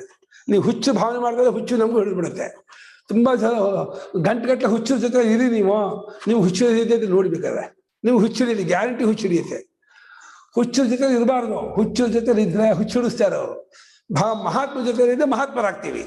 ನೋಡಿ, ಏನಾಗಬೇಕೋ ಅವ್ರ ಜೊತೆ ಹೋಗ್ಬೇಕು. ನೀವು ಲೌಕಿಕ ಜೊತೆ ಲೌಕಿಕ ಹುಚ್ಚು ಹಿಡ್ಕೋಬೇಕು. ಲೌಕಿಕ ಜೊತೆ ಹೋಗಿ ಅವರು ನಿಮ್ಗೆ ಶೇರ್ ವ್ಯವಹಾರ, ಈ ಡೆಫ್ಟಿ ವ್ಯವಹಾರ ಎಲ್ಲ ವ್ಯವಹಾರ ತೆಗೆದ್ಬಿಟ್ಟು ಅದು ಹಚ್ಚಿಸ್ಬಿಡ್ತಾರೆ. ಇಲ್ಲ ಇಸ್ಪೀಟ್ ಹಚ್ಚಿಸ್ತಾರೆ, ಇಲ್ಲ ಸಿನಿಮಾ ಕರ್ಕೊಂಡು ಹೋಗ್ತಾರೆ, ಇಲ್ಲ ಏನು ಬಿಸ್ನೆಸ್ ವ್ಯಾಪಾರ ಮಾಡಿಸ್ತಾರೆ. ಅಯ್ಯೋ ವಾಟ್! ಆಯಾಯ ಚಟದವರು ಆಯಾಯ ಚಟ ನಮಗೆ ಹಚ್ಚಿಸ್ತಾರೆ. ಯಾರು ಏನ್ ಚಟ ಇರುತ್ತೋ ಅವ್ರ ಸಹವಾಸ ಮಾಡಿದ್ರೆ ನಮ್ಗೆ ಆ ಚಟ ಹಚ್ಚಿಸ್ಬಿಡ್ತಾರೆ. ಇಸ್ಪೀಟ್ ಆಡೋ ಇಸ್ಪೀಟ್ ಬರುತ್ತೆ, ನೆಶ ಸೇರ್ತೀರಾ, ಬೀಡಿ ಸಿಗರೇಟ್ ಸೇರ್ತೀರಾ. ಯಾರ ಸಹವಾಸ ಬೇಕು ನೋಡಿ, ಯೋಚನೆ ಮಾಡಿ. ಧಾರೋಪಾಸಕ ಸಹವಾಸ ಮಾಡಿ ಧಾರೋಪಾಸನೆ ನಮ್ದಾಗತ್ತೆ. ಅದನ್ನ ಮಾಡ್ತಾ ಆಯ್ತು. 9 ಗಂಟೆ ನಾಳೆ ಮುಂತಾಡೋಣ. ಓಂ ಆಪ್ಯಾಯಂತ ಮಮಾಂಗಾನಿ ವಾಕ್ಪ್ರಾಣಶ್ಚಕ್ಷುಶ್ರೋತ್ರಮಥೋ ಬಲಮಿಂದ್ರಿಯಾಣಿ ಚ ಸರ್ವಾಣಿ ಸರ್ವಂ ಬ್ರಹ್ಮೋಪನಿಷದಂ ಮಾಹಂ ಬ್ರಹ್ಮ ನಿರಾಕುರ್ಯಾಂ ಮಾ ಬ್ರಹ್ಮ ನಿರಾಕರೋತ್. ನಿರಾಕರಣಮಸ್ತು ನಿರಾಕರಣಂ ಮೇಸ್ತು ತದಾತ್ಮನಿರ್ತೆಯ ಉಪನಿಷತ್ಸು ಧರ್ಮಾಃ ತೇ ಮಯಿ ಸಂತು. ಓಂ ಶಾಂತಿ ಶಾಂತಿ ಶಾಂತಿ.